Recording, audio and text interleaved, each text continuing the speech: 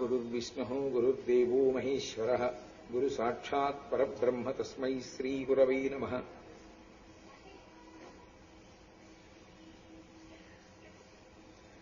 व्यासाय विष्णुरूपाय व्यासरूपाय विष्णवे नमो वै ब्रह्मनिधये वासिष्ठाय नमो नमः।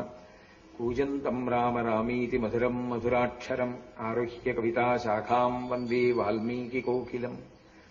श्रुतिस्मृतिपुराणानाम् आलयम् करुणालयम् नमामि भगवत्पादशङ्करम् लोकशङ्करम्। वागर्धाविव सम्पृक्तौ वागर्धप्रतिपत्तये जगतः पितरौ वन्दे पार्वती परमेश्वरौ। सूक्तिम् समग्रयितुनः स्वयमेव लक्ष्मीः श्रीरङ्गराजमहिषी मधुरैः कटाक्षैः वैदग्ध्यवर्णकुणकुम्भनगौरवैर्याम् कण्डूलकर्णकुहराः कवयोधयन्ति। हैमोर्ध्वपुण्ड्रमजहन्मकुटम् सुनासम् मन्दस्मितम् मकरकुण्डलचारुगण्डम् बिम्बाधरम् बहुलदीर्घकृपाकटाक्षम् श्रीवेङ्कटेशमुखमात्मनिसन्निधत्ताम्। विमलपटी कमलकुटी पुस्तकरुद्राक्षसस्तहस्तपुटी कामाक्षी पक्ष्मलाक्षी कलितविपञ्ची विभासि वैरिञ्ची। मनोजवम् मरुततुल्यवेगम् जितेन्द्रियम् बुद्धिमताम् वरिष्ठम् वातात्मजम् वानरयूथमुख्यम् श्रीरामदूतम् शिरसा नमामि। आपदामपहर्तारम् दातारम् सर्वसम्पदाम् लोकाभिरामम् श्रीरामम् भूयो भूयो नमाम्यहम्। हरिः ओम्। परमेश्वर स्वरूपेण सभకు నమస్కారం।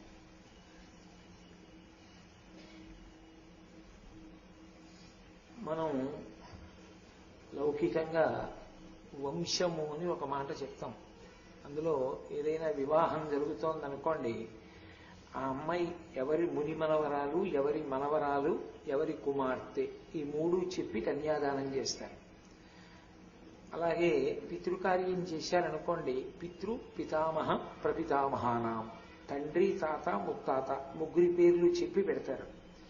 పరంపర, ఆ వంశం అలా కొనసాగాలి అని కోరుకుంటారు. ఆ వంశం మధ్యలో విచ్ఛిన్నం కాకూడదు అని, అందుకని కొడుకు పుట్టాలి అని కోరుకుంటారు. అలాగే గురు పరంపర కూడా కొనసాగాలి.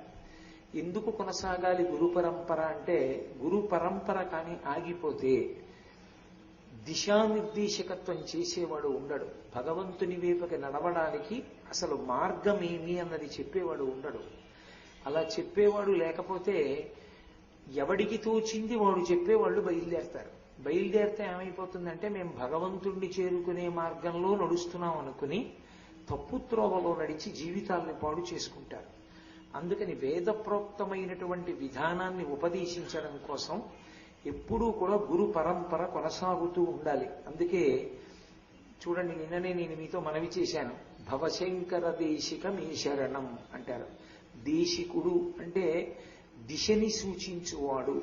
ఇలా ప్రయాణం చెయ్యండి అని చెప్పాలి. ఆ మార్గము తాను బాగా అధ్యయనం చేసి, తాను తెలుసుకుని, తాను అనుష్ఠించి, తాను ఇతరులకు చెప్పగలిగినటువంటి సమర్థుడై ఉండాలి. అలా కాకపోతే ఏమవుతుందంటే, ఏదో మిడిమిడి జ్ఞానంతోటో తెలిసి తెలియకుండానో తాను నమ్మింది యథార్థం అనుకుని చెప్పేయడం మొదలు పెట్టాడనుకోండి, ఆ మార్గంలో ప్రయాణం చేయడం మొదలు పెడితే పరమ ప్రమాదకరమైన స్థితికి వెళ్ళిపోతారు. ఆ జీవితం వృధా అయిపోవడం కాదు, చేసిన ఉపాసన ఫలితం లేనిదైపోతుంది. అందుకే గురు పరంపర ఎప్పుడూ కొనసాగాలి. అందుకే మనం గురు పరంపర చెప్పి నమస్కారం చేస్తూ ఉంటాం. ప్రారంభం ఎక్కడో చెప్తాం, మధ్య ఎక్కడో చెప్తాం, ఇప్పుడు మా గురువు గారి వరకు నమస్కారం అని చెప్తాం. సదాశివ సమారంభాం శంకరాచార్య మధ్యమాం అస్మదాచార్య పర్యంతాం వందే గురు పరంపరాం. సదాశివునితో ప్రారంభమైనది అంటే, సదాశివుడు అంటే దక్షిణామూర్తి.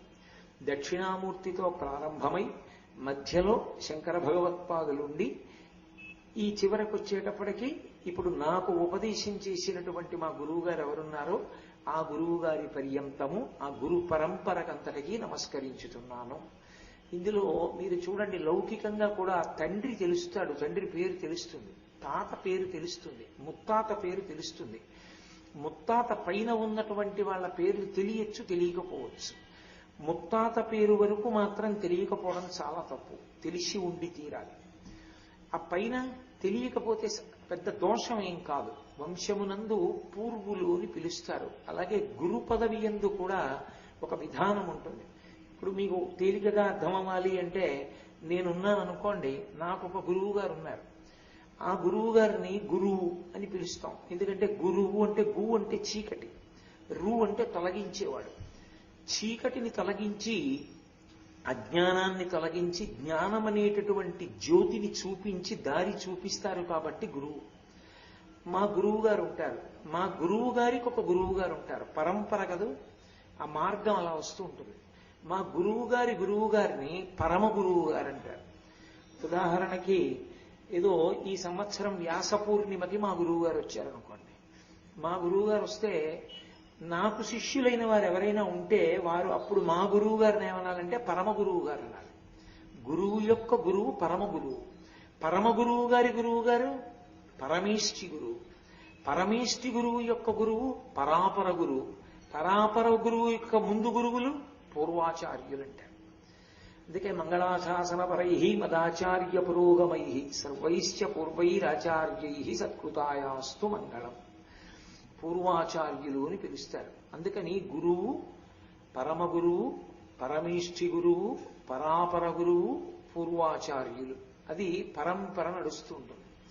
ఇందులో చిత్రం ఏమిటంటే, సదాశివ సమారంభాం శంకరాచార్య మధ్యమాం అన్న శ్లోకానికే వేరొక శ్లోకం కూడా ఉంది. అదే భావనని ఇస్తుంది. నారాయణ సమారంభాం వ్యాసశంకర మధ్యమాం అస్మదాచార్య పర్యంతాం వందే గురు పరంపరాం. ఏమండి, మరి సదాశివ సమారంభాం అని ఒక శ్లోకంలో అన్నారు, నారాయణ సమారంభాం అని ఒక శ్లోకంలో అన్నారు. మరి సదాశివ సమారంభాం అని మళ్ళీ నారాయణ సమారంభాం అంటే శ్లోకంలో తేడా రాదా? మొట్టమొదట ఉన్న గురువు యొక్క పేరు మార్పు జరగలేదా అని అనుమానం రావచ్చు. కానీ అందులో ఉన్నటువంటి సాంకేతికమైన విషయాన్ని మీరు గ్రహించాలి. వేదం ఒక హామీ ఇచ్చింది. తండ్రి జన్మతః గురువు బిడ్డకి. ఏ బిడ్డకైనా సరే తండ్రి జన్మతః గురువు. ఎందుచేత గురువు అంటే భార్యకి భర్త గురువు. ఇక మళ్ళీ వేరే గురువు గారు అని ప్రత్యేకంగా ఆడదానికి ఉన్నా లేకపోయినా పర్వాలేదు, తన భర్త తనకి గురువు అంతే.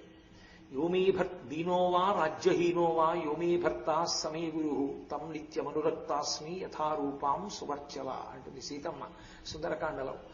భర్త గురువు. గురువు అంటే పెద్దవాడు అని, దైవం. కాబట్టి గురువు పరబ్రహ్మం.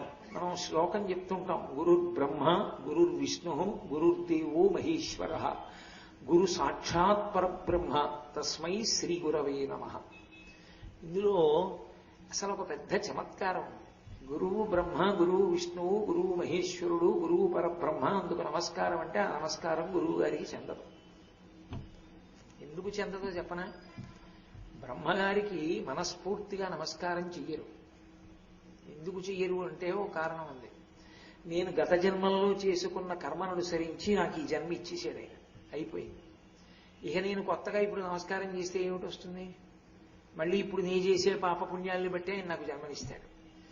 కాబట్టి బ్రహ్మగారికి నమస్కారం చేస్తే నాకు కొత్తగా వచ్చేది లేదు. నీ చేసుకున్న పాపపుణ్యాలు భక్తిని బట్టి విష్ణువు రక్షిస్తాడు. చిట్ట చివర జ్ఞానమిచ్చి మోక్షాన్నో లేకపోతే పునరుత్పత్తి కొరకు శరీరాన్నో మహేశ్వరుడు పడగొడతాడు. గురువుకి ఆ కారణం చేత నమస్కరించారు. అలా అయితే గురువు ఈ దేని చేత సృష్టికర్త? గురువు సృష్టించలేదు, తల్లిదండ్రులు సృష్టికర్త. గురువు కాదుగా ఈ శరీరాన్ని సృష్టించింది.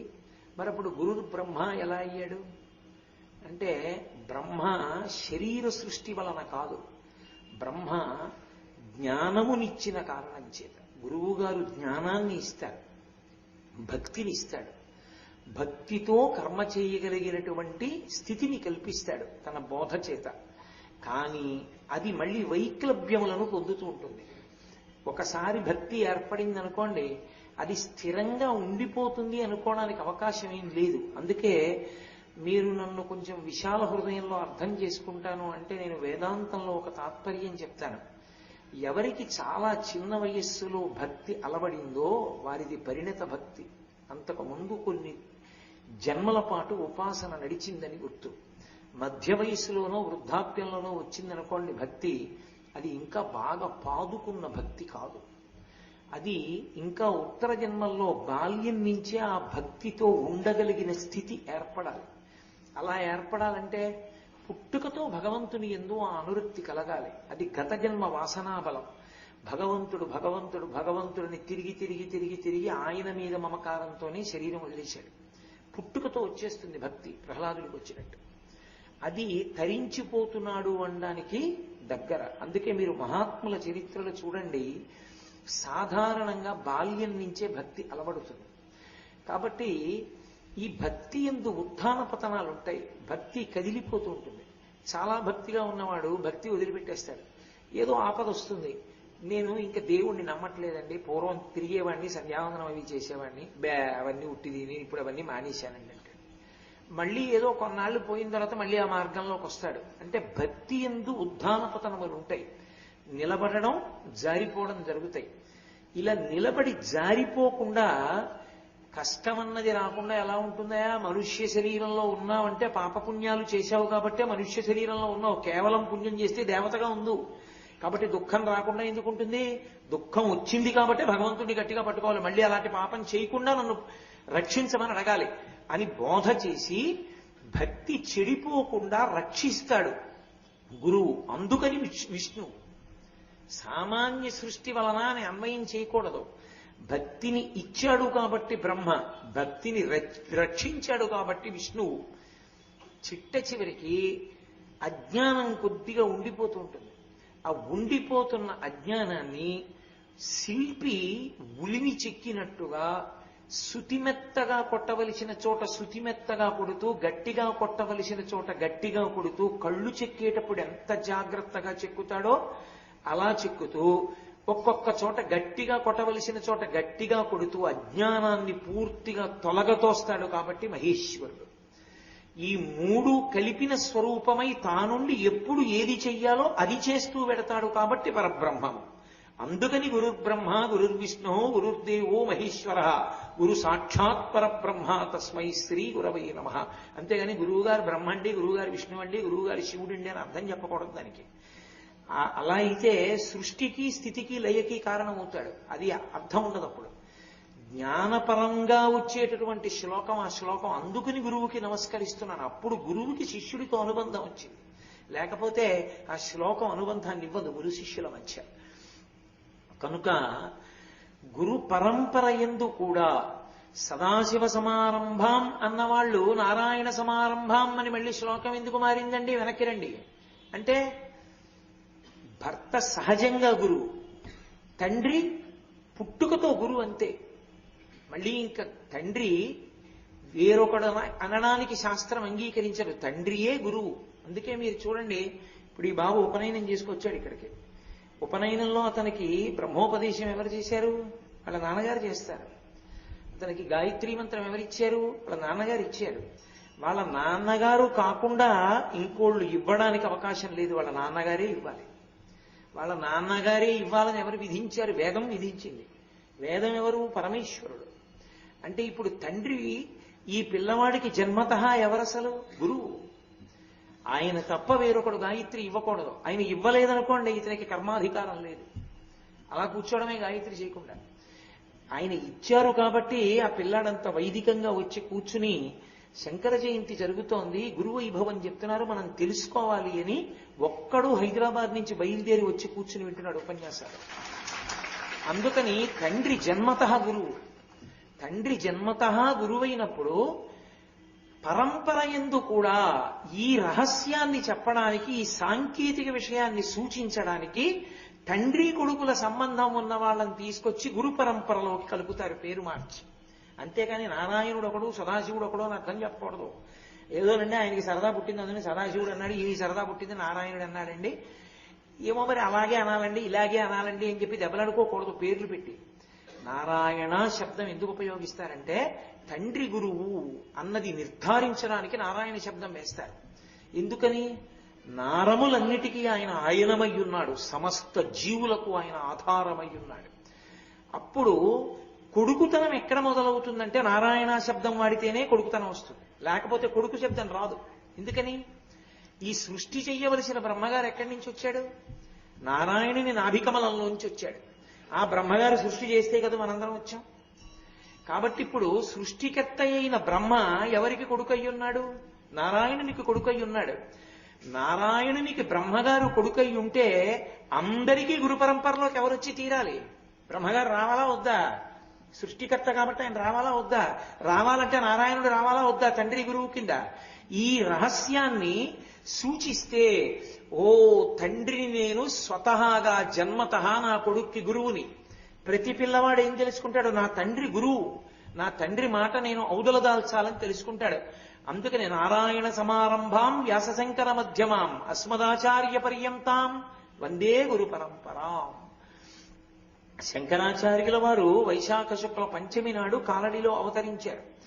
ఎంత అవతారమైనా ఆయన కూడా సమాజాన్ని వైదికంగా ఉద్ధరించాలని అనుకున్నారు. కాబట్టి వైదిక మార్గానికి కట్టుబడగలిగినటువంటి బ్రాహ్మణ కుటుంబంలో జన్మించారు. ఆపత్సన్యాసం స్వీకరించి శాస్త్రోక్తమైన సన్యాసాన్ని గురువివ్వాలి. శాస్త్రోక్తమైన సన్యాసం తీసుకోవాలి అంటే అటువంటి గురువు గురించి శంకరులు బయలుదేరారు. ఎక్కడ బయలుదేరారు? ఎక్కడో దక్షిణాన చివర ఉన్నది కాలడి. ఆ కాలడిలో బయలుదేరారు. శంకరులెవరు? సామాన్యమైనటువంటి సన్యాసి కారు. కారణజన్ముడు, అవతార స్వీకారం చేసిన వారు. అందుకు అమ్మగారికి వరం ఇచ్చారు.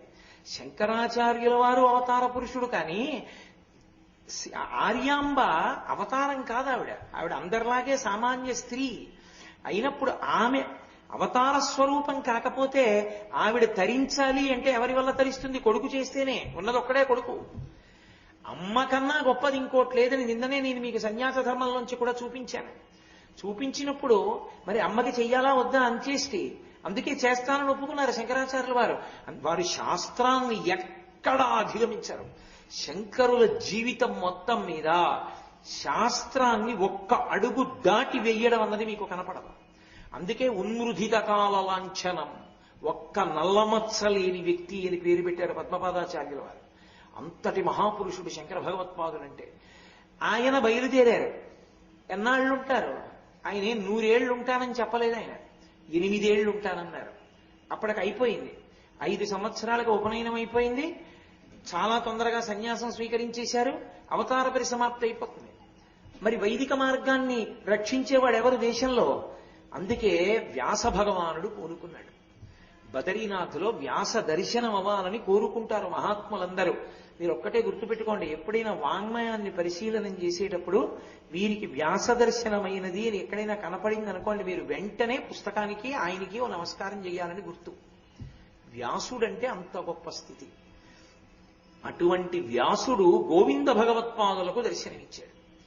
దర్శనమిచ్చి నువ్వు ఇక్కడే నేను ఇక్కడే కూర్చుంటే పరమశివుడు అవతారంగా వచ్చాడు శంకరాచార్యుల వారిగా. గురువు గారి కోసం నడిచొస్తున్నాడు. సన్యాసాశ్రమ ధర్మం. వాహనాలెక్కి తిరగకూడదు, బళ్ళెక్కి తిరగకూడదు. పీఠాధిపతికి వెనక విశేషమైనటువంటి వాహనాలు వస్తాయి. పెద్ద పెద్ద ఏనుగులు వస్తాయి, ఒంటెలు వస్తాయి, గుర్రాలు వస్తాయి. కానీ అన్నిటినీ చూసి ఒక్కసారి పీఠం యొక్క సంప్రదాయము అని వాటి వంక చూసి నమస్కారం స్వీకరిస్తాడు. తాను మాత్రం నడిచొస్తాడు తప్ప. లేకపోతే శిష్యులు పల్లకీలో కూర్చుంటే శిష్యులు మొయ్యాలంతే తప్ప వాహనం ఎక్కి తిరగకూడదు సన్యాసి. సన్యాస ధర్మానికి వ్యతిరేకం అది. కాబట్టి శంకరాచార్యుల వారు భూమినంతటినీ కూడా, భరత భూమినంతటినీ కూడా 3 పర్యాయములు పాదచారి అయి పర్యటించారు. శంకరాచార్యుల వారు చిన్న పిల్లాడు, ఎంతంత కాళ్ళు ఉంటాయి, నడిచొస్తున్నాడు. ఎప్పటికొస్తాడు హిమాలయ పర్వతాలకి? ఈ లోపల అయిపోదు ఆయన చేసుకున్న నిర్ణయం. కాబట్టి నువ్వెళ్ళు తొందరగా. ఎక్కడికి వెడతావు? నర్మదా నది ఒడ్డుకెళ్ళు. నర్మదా నది ఒడ్డున ఎందుకు కూర్చోవాలి? నీకు ఆ నర్మదా నదితోటి అక్కడ ఉన్న రావి చెట్టుతోటి నీకో సంబంధం ఉంది, నీకు బాగా తెలుసు. అందుకని వెళ్ళి అక్కడ కూర్చో, అక్కడ గుహలో అంటే. వెంటనే గోవింద భగవత్పాదులు అన్నారు, తప్పకుండా వెడతాను, కానీ వచ్చినవాడు పరమశివుడని నాకు ఎలా తెలుస్తుందని అడిగారు. ఎందుకని? 1-2 సన్యాసం అడుగుతారు అనుకోకండి. పీఠాధిపతుల దగ్గరికి వెళ్ళి సన్యాసం అడిగేటటువంటి వాళ్ళు ఎందరో ఉంటారు. పరమాచార్య స్వామి వారు కామకోటి పీఠాధిపత్యం వహించిన రోజుల్లో రోజు ఎవరో ఒకరు వచ్చి అయ్యా నాకు సన్యాసం ఇవ్వండి అంటుండేవారు. పరమాచార్య వెంటనే అనేవారు, కామాక్షి మందిరంలో కూర్చుని 1,00,000 గాయత్రి చేసిరా అనేవాడు. మళ్ళీ వచ్చేవాడు, 1,00,000 అయిపోయిందా? అయిపోయింది. 1,00,000 చేసిరా? అయిపోయిందా? అయిపోయింది. మూక పంచశతి పారాయణ చేసిరా? ఇన్ని పారాయణలు అయ్యి అతను నిలబడగలడని నమ్మకం వస్తే అప్పుడు ఇచ్చేవారు సన్యాసం. ఎందరో వస్తారు గోవింద భగవత్పాదుల దగ్గరికి. పరమశివుడు వచ్చాడని ఎలా తెలుస్తుంది నాకు? నువ్వు అడగక్కర్లేదు, ఆయనే చెప్పేస్తాడు రహస్యంగా. నేను శివుణ్ణని చెప్తాడు, నీకు అర్థమవుతుంది, వెళ్ళు. గోవింద భగవత్పాదులు బయలుదేరి వచ్చారు. అందుకే శంకరాచార్యుల వారి గురు పరంపర దగ్గరికి వచ్చేటప్పటికి వ్యాసుడు జోక్యం చేసుకోవలసి వచ్చింది శంకరాచార్యుల వారికి శాస్త్రీయ సన్యాసం ఇవ్వడానికి. శంకరాచార్యుల వారికి కూడా గురు పరంపర ఉంది. ప్రధానంగా నేను చెప్పాను కదా, ఆ గురు పరంపరని చెప్పినప్పుడు ఎక్కడ నుంచి చెప్తామంటే నారాయణం పద్మభువం వశిష్టం శక్తించ తత్పుత్ర పరాశరంచ వ్యాసం శుకం గౌడపాదం మహాంతం గోవింద యోగీంద్ర వధాస్య శిష్యం అని చెప్తాం శంకరాచార్యుల వారికి ముందు వరకు. నారాయణం, నారాయణుడు గురువు. సదాశివుడిగా సదాశివుడు గురువు. కానీ పరంపర తండ్రి కొడుకు తండ్రి కొడుకు తండ్రి కొడుకు చెప్పాలంటే నారాయణుడు చెప్పాలి. అందుకని నారాయణం. నారాయణం శిష్యుడు పద్మభువం. పద్మభువం అంటే పద్మంలోంచి పుట్టినవాడు. పద్మంలోంచి పుట్టినవాడు ఎవరు? ఆయన నాభిగమనంలోంచే పుట్టాడు చతుర్ముఖ బ్రహ్మగారు. అంటే ఇప్పుడు కొడుక్కి తండ్రి గురువు. అంటే మనకి వేదంలో చెప్పిన పరంపర వస్తోంది. తండ్రి కొడుకు తండ్రి కొడుకు తండ్రి కొడుకు నడుస్తుంది కొంత దూరం. అందుకని నారాయణం పద్మభువం. బ్రహ్మగారు ఊరు ఎలా అయ్యాడండి? బ్రహ్మగారికి దేవాలయం కూడా లేదుగా. బ్రహ్మగారికి దేవాలయం లేదు, బ్రహ్మగారికి ఎక్కడా పూజ లేదు, బ్రహ్మగారికి విగ్రహం లేదు. మరి బ్రహ్మగారికి నమస్కారం ఎలా కుదురుతుంది? గురువుని బ్రహ్మగారిని గురువుగా తీసుకుని నారాయణుడి పక్కన పద్మభువం బ్రహ్మగారు గురువు అని చెప్పడానికి ఎలా ఆధారం? అంటే తండ్రికి కొడుకు కనుక. 2, ఆయన ఉపదేశం చెయ్యలేదని మీరు అనుకోకూడదు. నామమంత్రాన్ని ఇచ్చాడు నారదుడికి. 10 మంది మానసపుత్రులు ఉన్నారు, అందులో వశిష్ఠుడు కూడా ఒకడు. ఆయన అసలు ఉపదేశము అనేటటువంటిది ఒక శాస్త్రీయమైన విధానంలో నోటితో ఉపదేశం చెయ్యడం అనేటటువంటి ప్రక్రియ ప్రారంభమైంది ఎక్కడి నుంచి అంటే దత్తాత్రేయ స్వామి వారి దగ్గర ప్రారంభమైంది. దత్తాత్రేయ స్వామి వారికి పూర్వం ఉపదేశం అనేటటువంటి ప్రక్రియతో ఉండేది కాదు గురు పరంపరలో. కేవలంగా ఏమిటంటే ఏదో ఒక నామమో ఏదో ఒకటి ఇవ్వడం అంతే, అంతవరకే. కాబట్టి నారాయణం పద్మభువం బ్రహ్మగారు నారదుడికి ఇచ్చాడు, వశిష్ఠుడికి ఇచ్చాడు అలా ఉపదేశం. కాబట్టి బ్రహ్మగారు గురువు. కాబట్టి నారాయణుని తర్వాత బ్రహ్మగారు. నారాయణం పద్మభువం వశిష్టం. బ్రహ్మగారి కొడుకు వశిష్ఠుడు. బ్రహ్మమానసపుత్రుల్లో ఒకరిగా చెప్తారు వశిష్ఠుణ్ణి. 10 మంది ప్రజాపతుల్ని చెప్తారు. చెప్పినప్పుడు అందులో మానసపుత్రుల్లో నారదునితో సమాన స్థాయిలో వశిష్ఠుడు కూడా చెప్పబడతాడు. దీర్ఘకాలం ఉన్నవాడు. అటువంటి వశిష్ఠ మహర్షి బ్రహ్మగారికి కొడుకు. కాబట్టి గురు పరంపర ఎలా పెడుతోంది? తండ్రి కొడుకు కొడుకు. కాబట్టి ఇప్పుడు నారాయణుడి కొడుకు బ్రహ్మగారు, బ్రహ్మగారి కొడుకు వశిష్ఠుడు. ఇప్పటి వరకు మీరు గమనించాలి, తండ్రి కొడుకు కొడుకు వచ్చింది. కాబట్టి నారాయణం పద్మభువం వశిష్టం. వశిష్ఠుని దగ్గరికి వచ్చేటప్పటికీ సరే రామచంద్రమూర్తి నామకరణం చేశారు. వశిష్ఠ మహర్షి చాలా దీర్ఘాయుష్మంతుడు, ఆయన మహానుభావుడు, ఎన్నో విశేషమైనటువంటి పనులు చేశాడు. ఇవన్నీ పక్కన పెట్టండి. గురు పరంపరలో వశిష్ఠుడి గురించి చెప్పినప్పుడు ఒక పెద్ద చమత్కారం ఉంది, చాలా పెద్ద చమత్కారం. అది మీరు కనిపెట్టవలసి ఉంటుంది. ఏమిటా చమత్కారం అంటే, వశిష్ఠుడు తన పరమ గురువు అయినటువంటి వారికి తాను ఉపదేశం చేశాడు గురువుగా. పరమ గురువు శిష్యుడిగా వచ్చాడు మళ్ళీ వశిష్ఠుడికి. వశిష్ఠుడికి గురువు ఎవరు? బ్రహ్మగారు, తండ్రి కాబట్టి. బ్రహ్మగారు గురువు అయితే బ్రహ్మగారి తండ్రి నారాయణుడు వశిష్ఠుడికి ఏమవుతాడు? పరమగురువు అవుతాడు. నారాయణుడు పరమగురువు. ఆ నారాయణుడేగా రామచంద్రమూర్తిగా వచ్చాడు. నారాయణుడు రామచంద్రమూర్తిగా వస్తే రామచంద్రమూర్తిని కూర్చోబెట్టి పాఠం చెప్పింది, ఉపదేశం చేసింది ఎవరు? వశిష్ఠుడే. కాబట్టి తన పరమ గురువుకి తాను గురువుగా కూర్చుని మళ్ళీ శిష్యుడిగా ఉపదేశం చేశాడు నారాయణుడిని కూర్చోబెట్టి. ఈ విశేషం అందింది ఒక్క వశిష్ఠుడికి గురు పరంపరలో. అది అక్కడ పట్టుకోవలసినటువంటి విశేషం. కాబట్టి నారాయణం పద్మభువం వశిష్టం. అంతేకాదు, అద్వైత సంప్రదాయం దగ్గరికి వచ్చేటప్పటికీ అసలు అద్వైతంలో పరమాద్భుతమైనటువంటి గ్రంథాన్ని రామచంద్రమూర్తి ఉపదేశంగా ఇచ్చినవాడు వశిష్ఠుడే. యోగవాసిష్టము అని ఒక గ్రంథం, అదంతా అద్వైత సంప్రదాయాన్ని చెప్తుంది. ఆ యోగవాసిష్టాన్ని ఇచ్చినటువంటి వాడు వశిష్ఠ మహర్షి. కాబట్టి నారాయణం పద్మభువం వశిష్టం తత్పుత్ర శక్తించ. ఆ వశిష్ఠుని యొక్క కుమారుడు శక్తి. ఆ శక్తి తరువాతి గురు పరంపరలో శంకరాచార్యుల వారి గురు పరంపరని స్పృశిస్తున్నాను నేను. కానీ ఎక్కువగా ఎందుకు మాట్లాడకుండా వెళ్ళిపోతున్నాను అంటే ప్రధాన ప్రసంగం నాది శంకర భగవత్పాదుల మీద. అందుకని శంకర భగవత్పాదుల దగ్గరికి చేరడానికి వెడుతున్నాను తొందరగా. నారాయణం పద్మభువం వశిష్టం తత్పుత్ర శక్తించ. ఆ వశిష్ఠుడి కొడుకు శక్తి, ఆయన పేరు శక్తి మహర్షి. ఆ శక్తి మహర్షి వశిష్ఠుడి తర్వాత గురుస్థానాన్ని అలంకరించాడు పరంపరలో. ఈ శక్తి మహర్షి చాలా విచిత్రమైనటువంటి స్థితి. వశిష్ఠుడు ఏదో దేహత్యాగం చేసిన తర్వాత గురు పరంపరలోకి వచ్చిన వాడు కాడు. ఇక్కడ వరకు మీరు జాగ్రత్తగా గమనిస్తే తండ్రి ఉండగానే కొడుకు, కొడుకు ఉండగానే తరువాత మనవడు, అలా వస్తున్నారు గురు పరంపరలో. నారాయణుడు ఎప్పుడూ ఉంటాడు, పద్మభువం బ్రహ్మగారు ఎప్పుడూ ఉంటాడు, వశిష్టం చాలా కాలం ఉన్నాడు. వశిష్ఠుడు ఉండగానే శక్తి కూడా గురువయ్యాడు పరంపరలో. ఎలా అవుతాడండి అని మీరు నన్ను అడగచ్చు. గురు పదవిని ఇస్తాడు. ఇకపైన నువ్వు దీన్ని నిర్వహిస్తున్నావు అంటారు, అప్పుడు వస్తుంది. అందుకే మీరు చూడండి, ఒకానొకప్పుడు పౌరాణిక వాంగ్మయం అంతా కూడా వేరు వేరు పేర్లతో పిలిచారు. యవనాశ్వుడు అని పిలిచారు, దుందుమారుడు అని పిలిచారు, కల్మషపాదుడు అని పిలిచారు. కానీ కంచికామకోటి పీఠాధిపత్యం వహించినటువంటి మహాపురుషులు సదాశివ బ్రహ్మేంద్ర స్వాముల వారు గురు పరంపరా రత్నావళి అని ఒక స్తోత్రాన్ని చేశారు. కంచి కామకోటి పీఠాధిపతుల్లో సదాశివ బ్రహ్మేంద్ర స్వామి వారి గురువు గారి వరకు ఉన్నటువంటి జీవిత విశేషాలన్నింటినీ కూడా ఆ గురురత్నమాలికలో చెప్పారు. ఆ చెప్పినప్పుడు శక్తి మహర్షి గురించి ఆయన ఒక చిత్రమైన విషయాన్ని చెప్పారు. అది చాలా పురాణాల్లో లేదు. కానీ సదాశివ బ్రహ్మేంద్రులు అంటే సామాన్యులు కారు, జీవన్ముక్తులు వారు. వారు బ్రహ్మము యొక్క స్థాయిని పొందినవారు. అందుకని వారు ఏదో ఆధారం లేకుండా చెప్పరు.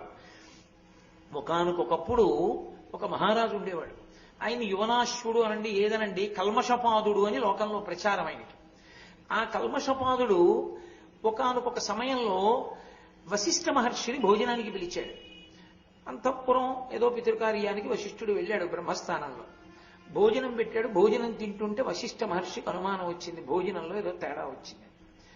గురువు గారికి కోపం తెప్పించి శిష్యుణ్ణి పాడి చెయ్యాలని వంటింట్లో ఒక రాక్షసుడు ప్రవేశించి మనుష్య మాంసాన్ని వండి వశిష్ఠుడికి వడ్డింపించాడు రాజు చేత. ఇది తెలుసుకోలేడా వశిష్ఠుడు? తెలుసుకోగలడు. కానీ అది ఈశ్వరమాయ అన్న మాటకు అర్థం. ఒక చమత్కారం జరగాలి, శక్తి మహర్షి యొక్క గొప్పతనం బయటికి రావాలి. వెంటనే వశిష్ఠుడికి ఆగ్రహం కలిగింది. నాకు నరమాంసం వడ్డించావు, ఎవడు వంటింట్లో దూరాడు, ఎవడు వడ్డించాడు పక్కన పెట్టావు, ఇంటి యజమానిగా నీదే ఆ దోషం. గురువుని నన్ను పిలిచి నరమాంసం విస్తట్లో వడ్డిస్తుంటే నాకు తెలియదండి, ఎవరో వండారంటే కుదరదు, యజమానివి నువ్వే, అందుకు నీకు శాపం ఇస్తున్నాను, నరమాంస భక్షణ చేసే రాక్షసుని మగుదువుగాక. రాజుకి కోపం వచ్చింది. కోపం వచ్చి వెంటనే ఆయన కమండలంలో జలాలు తీసుకుని వశిష్ఠుడిని శపించడానికి సిద్ధమయ్యాడు. ఆయన అంతటి మహానుభావుడు. ఒక పురాణంలో భార్య అనుంది, రామాయణంలో కూడా భార్య అని, తర్వాత కాలంలో కొన్ని చోట్ల మంత్రి అనుంది. ఏదైతే అవనివ్వండి, గురువుని శపిస్తే రౌరవాది నరకాలకు పోతావురా, నీకు శక్తి ఉండొచ్చు కానీ నీ వంశం నశించిపోతుంది, గురువు జోలికి వెళ్ళడం ఏంటి, గురువు జోలికి వెళ్ళకూడదన్నారు. అంటే ఆయన చేతిలో అప్పటికే నీళ్లు పోసేసుకున్నాడు.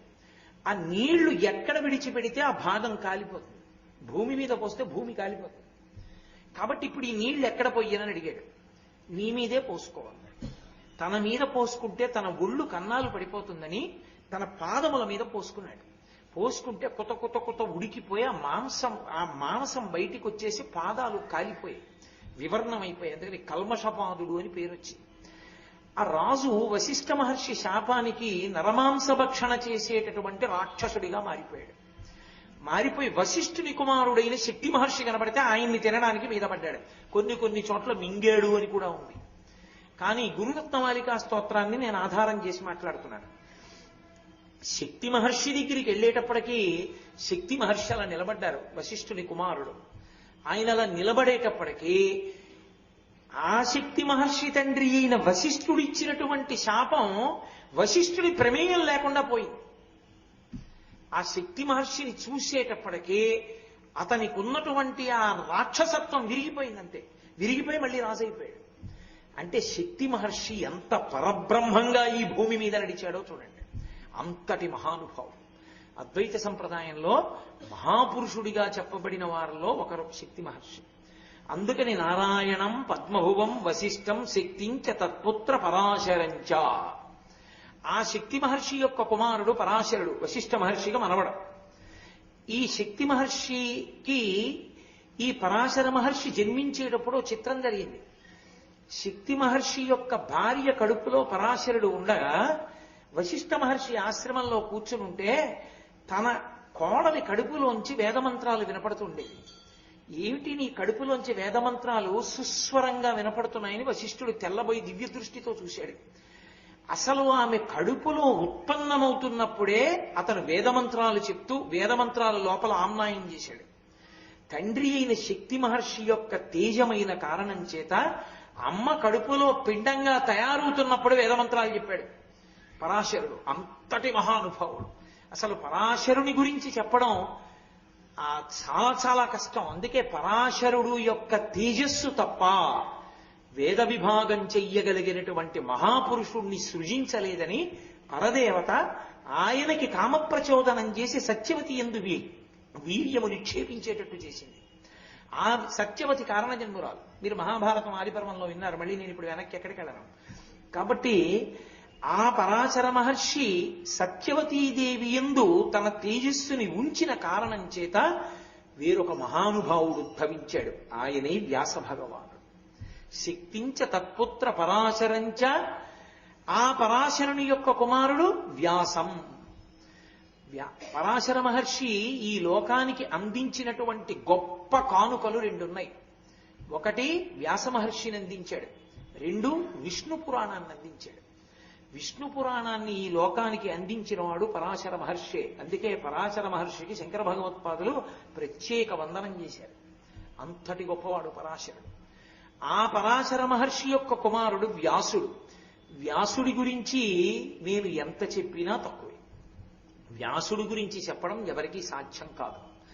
అసలు వ్యాసోచ్ఛిష్టం జగత్సర్వం, వ్యాసుని యొక్క ఎంగిలి వాంగ్మయం అంతా. అసలు వ్యాసుడు లేకపోతే కటిక చీకటి.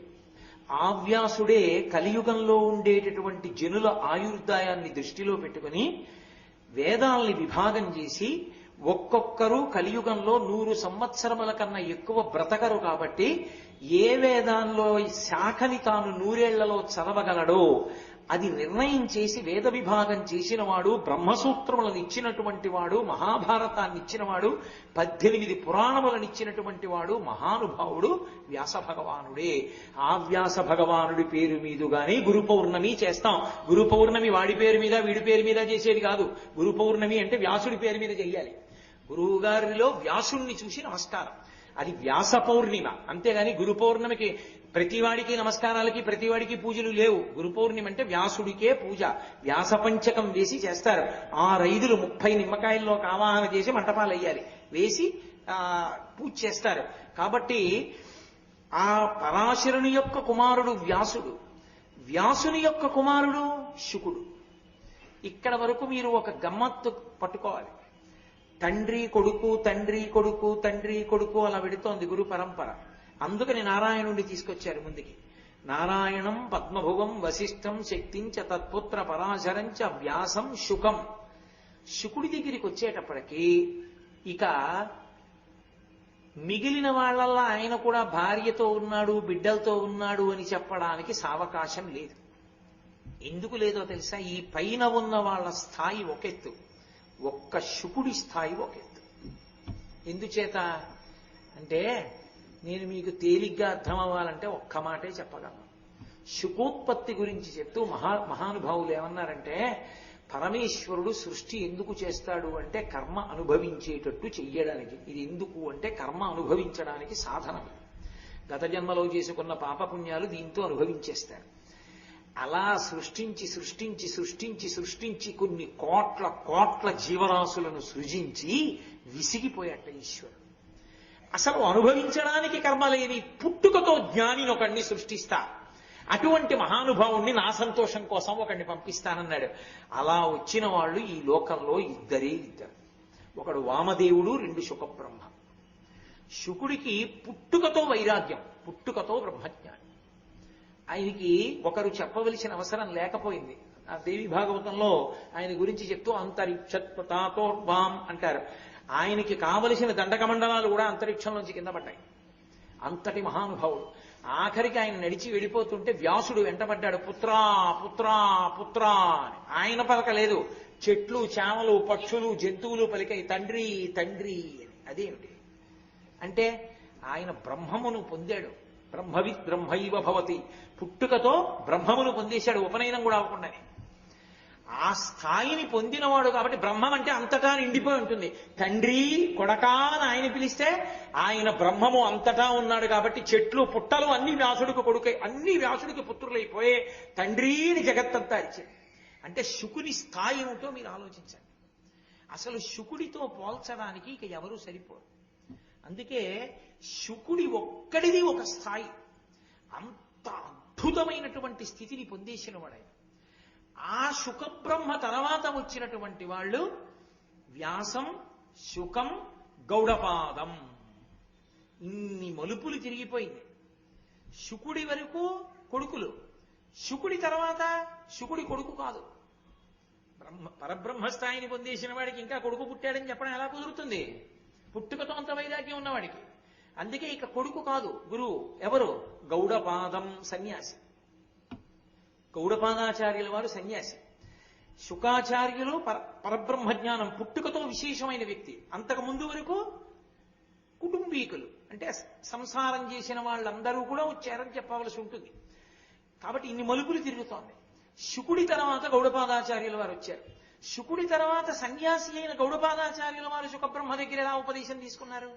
ఎలా సన్యాసం తీసుకుని అద్వైత గురు పరంపరలోకి ఎలా వచ్చారు గౌడపాదాచార్యుల వారు? అంటే మళ్ళీ మీరు నేను ఎక్కడ బయలుదేరానో జ్ఞాపకం పెట్టుకోండి. లేకపోతే ఆ రెండిటికి మధ్య ఉన్న సంబంధ కవాటం తెగిపోయిందనుకోండి, నేను ఎట్టెడుతున్నానో మీకు అర్థం కాదు. మీరు ఎక్కడ నేను తెగానో మళ్ళీ ఎక్కడ కలుపుతానో గుర్తుపెట్టుకోవాలి. అంటే నేను మళ్ళీ ఏ గంట తర్వాతో కలుపుతాను దీన్ని. ఇక్కడ శుకబ్రహ్మకి గౌడపాదాచార్యుల వారు శిష్యులు ఎందుకు అయ్యారన్నది కదా ప్రశ్న. ఒకానొకప్పుడు శ్రీ మహావిష్ణువు అజపతాండవాన్ని అనుభవిస్తున్నాడు. నేను చాలా శ్లోకాలు విడిచిపెట్టి మాట్లాడుతున్నాను, ఎందుకంటే అది అవదని. అజపతాండవం అన్నది ఒక తాండవం. పరమేశ్వరుడు చేసేటటువంటి తాండవాలు అన్నీ ఒకలా ఉండవు. ఊర్ధ్వతాండవమూర్తి అని ఒక తాండవం, ఆనంద తాండవము అని ఒక తాండవం, ప్రళయతాండవము అని ఒక తాండవం, అజపతాండవము అని ఒక తాండవం. ఇలా బోళ్ళెన్ని ఉంటాయి. ఆనంద తాండవం చిదంబరంలో చేస్తాడు. ఊర్ధ్వతాండవం మీరు ఇప్పటికీ ద్వారకా విడితే శంకరాచార్యుల వారి మఠంలో పైకప్పులో కనపడుతుంది. ఈ కాలు ఆకాశంతో సమానం, అంటే ఈ కింద నుంచో పెట్టిన కాలు ఈ పై కాలు ఒక గీతలా నిలబడతాయి. అలా పైకెత్తుతాడు. చిదంబరంలో కనపడుతుంది. ఊర్ధ్వతాండవమూర్తి పైన చిక్కుంటుంది బొమ్మ. ఆ ఊర్ధ్వతాండవమూర్తిగా ఉంటాడు ఒక్కొక్కసారి. ప్రళయతాండవమూర్తిగా ఉంటాడు. అప్పుడు త్రిశూలం ఇలా వేసుకుని చేస్తాడు. అప్పుడు ఎవరు ఉండరు, సమస్తాన్ని తనలోకి తీసేసుకుంటాడు. మహాప్రళయ సాక్షిణి అని అమ్మవారు అప్పుడు సాక్షిగా నిలబడి ఉంటుందంతే. ఇది అజపతాండవం. అజపతాండవం అంటే పరమేశ్వరుడు ఇష్టం వచ్చినట్టు కాళ్ళు చేతులు కదపడానికి అవకాశం ఉండదు. మీరు ఎంత అవకాశం ఇస్తే అంతే కదుపుతూ చేస్తూ ఉంటాడు. అంతే కదుపుతూ చేయడం అంటే చోటు ఉండదని గుర్తు. ఆయనకి చోటు లేని చోట కూర్చొని ఉంటాడు. కొంచెం ఎడం వచ్చిందనుకోండి కదులుతూ ఉంటాడు. కాస్త కాళ్ళు చేతులు ఊపుతూ నాట్యం చేస్తూ ఉంటాడు. ఎక్కడ చేస్తాడు అలా? శ్రీ మహావిష్ణువు యొక్క హృదయంలో చేస్తూ ఉంటాడు. అజపతాండవం అని ఇప్పటికీ కొంతమంది చేస్తారు. అజపతాండవం అంటే మీకు తేలిగ్గా అర్థం అవ్వాలంటే ఓ మాట చెప్తా. జపం చేయడానికో మంత్రం ఉండదు. మంత్రం లేకుండా కేవలం ఊపిరిని చూస్తారు, ఊపిరి మీద దృష్టి పెడతారు. అప్పుడు అది యోగ విద్యలో ఏమైపోతుందంటే ఒక ముక్కులోంచి వెళ్ళవలసింది ఇంకో ముక్కులోంచి వెళుతుంది. అది పరిశీలిస్తే దొరకదిహ. అంతర్ముఖత్వంలోకి వెళ్ళిపోతాడు. అప్పుడు సోహం సోహం శబ్దాలు వినపడతాయి. వినపడుతూ అంతర్ముఖత్వంలోకి వెళ్ళి సమాధిలోకి ప్రవేశిస్తాడు. దాన్ని అజపతాండవం అంటారు. ఆ ఊపిరిని ఒక్కదాన్నే పరిశీలిస్తూ ఉండడంలో అది క్రమబద్ధీకరణకి వెళ్ళిపోతుంది. వేగంగా తీయడు అని తీసి వదులుతుంటాడు. ఆ బాగా తీయడంలో వక్షస్థలం విచ్చుకుంటుంది. వదులుతున్నప్పుడు ముడుచుకుంటుంది. ఈ విచ్చుకుని వదులుతున్నప్పుడు బాగా విచ్చుకున్నప్పుడు శివుడు సంతోషంగా కదులుతాడు. ముడుచుకుపోతున్నప్పుడు ఇలా ఇలా ఉండిపోతూ ఉంటాడు. దీన్ని చూస్తున్నారు శ్రీ మహావిష్ణువు లోపల శివతాండవాన్ని. పరమానందాన్ని పొందేశాడు ఆ శివతాండవం చూసి. ఆయనంత సంతోషం పొందుతుంటే బరువు ఎక్కువైపోయాడు. బరువు ఎక్కువైపోతే కిందెవరున్నారు? శేషుడు ఉన్నాడు, ఆయన మోస్తున్నాడు. మరి ఆయనే కదా. ఆదిశేషుడే పడక, ఆదిశేషుడే కుర్చీ, ఆదిశేషుడే గొడుగు ఆయనకి. కాబట్టి శేషుడు అయ్య బాబోయ్ ఏమిటి స్వామి ఇంత బరువు ఎక్కిపోతున్నారు అకస్మాత్తుగా మొయ్యలేకపోతున్నాను అన్నాడు. అజపతాండవం చూస్తున్నాను రా అన్నారు విష్ణువు. ఆయనకి తెలిసి అడుగుతాడని. అజపతాండవమా అంటే ఏమిటి అన్నాడు. నీ చెప్తే ఏమర్థం అవుతుంది, చిదంబరం పో అక్కడ చూడు. శివుడు చేస్తుంటాడు ఆనంద తాండవం. అజపతాండవం నాలో చూస్తున్నాను, ఆనంద తాండవం చిదంబరంలో చూడు, చిదంబరం వెళ్ళన్నారు. అంటే అయితే నేను ఇప్పుడే బయలుదేరుతున్నాను అన్నారు. వెళ్ళు, కానీ ఎలాగో వెడుతున్నావు కాబట్టి భూలోకం మీదకి నువ్వు ఒక ఉపకారం చేసిరా, నువ్వు మహాభాష్య రచన చెయ్యి అన్నాడు. తప్పకుండా చేస్తాను అన్నారు. రచన చేసి రావడం కాదు, మహాభాష్య ప్రచారం కూడా నువ్వే చేసి మళ్ళీ రా అన్నారు. చేస్తాను అన్నాడు. అని బయలుదేరాడు. అత్రి మహర్షి యొక్క కుమారుడు ఆత్రేయ గోత్రీకుడు అని. పతంజలి కూడా ఒక చోట వేరుగా చెప్పబడింది అనుకోండి. పతంజలి చరిత్రలో ఒక కుణిక కుమారుడు అని ఒక మాట ఉంది. ఆయన శంకరాచార్యుల వారు కూడా ఆత్రేయ గోత్రీకులే. ఇంకా ఆశ్చర్యం ఏమిటంటే శంకరాచార్యుల వారు పుట్టిన సంవత్సరం నందన. ఈ సంవత్సరం పేరు నందన. నందననామ సంవత్సరంలోనే శంకరాచార్యులు వారు అవతార స్వీకారం చేశారు. అందుకే ఈ సంవత్సరం శంకర జయంతికి ప్రశస్తి ఎక్కువ, గురువు గారి అనుగ్రహం విశేషంగా ఉంటుంది. కాబట్టి ఆ శేషుడు ఒక్కొక్క చోట ఒక్కొక్కలా చెప్పారు. అత్రి మహర్షి కుమారుడుగా వచ్చాడు అని ఒక చోట సాధికారికంగా చెప్పింది. వేరొక చోట ఒక కొనిక కుమారుణ్ణి పొందాలనేటటువంటి కోరికతో సూర్య భగవానుణ్ణి ఉపాసన చేసి అంజలి ఘటించింది. అంజలి అంటే ఇలా రెండు చేతులతో పట్టడం. ఇలా రెండు చేతులు పట్టి ప్రార్థన చేస్తోంది సూర్యుణ్ణి. సరే ఎలాగో భూమండలం మీద నేను వెళ్ళాలనుకున్నాను కదా, ఈమె ఎవరో కొడుకు కావాలంటోంది, ఈవిడ కడుపున కొడుకుగా పుడతానని పైనుంచి ఒక్కసారి ఓ చిన్న పాముగా మారి ఆవిడ చేతులు మీద పడ్డాడు. పత్ అంటే పడ్డం సంస్కృతంలో, అంజలి అంటే అంజలి చేతుల్లో పడ్డాడు. అంజలి చేతుల్లో అంటే ఇలా పట్టిన చేతుల్లో అని నా ఉద్దేశం. ఇలా పట్టిన చేతుల్లోకి పట్టాడు. పత్ అంజలి, ఈ రెండు చేతుల్లోకి పడిన పాము రూపం ఉన్నవాడు కాబట్టి ఆవిడ పతంజలి అని పేరు పెట్టుకుంది. ఆయన ఆదిశేషు. ఈ పతంజలి చిదంబరంలో శివతాండవం చూడ్డానికి వచ్చాడు. వచ్చి ఆనంద తాండవం చేస్తున్నాడు. సాయంకాలం శివుడు చూస్తున్నాడు సంతోషంగా.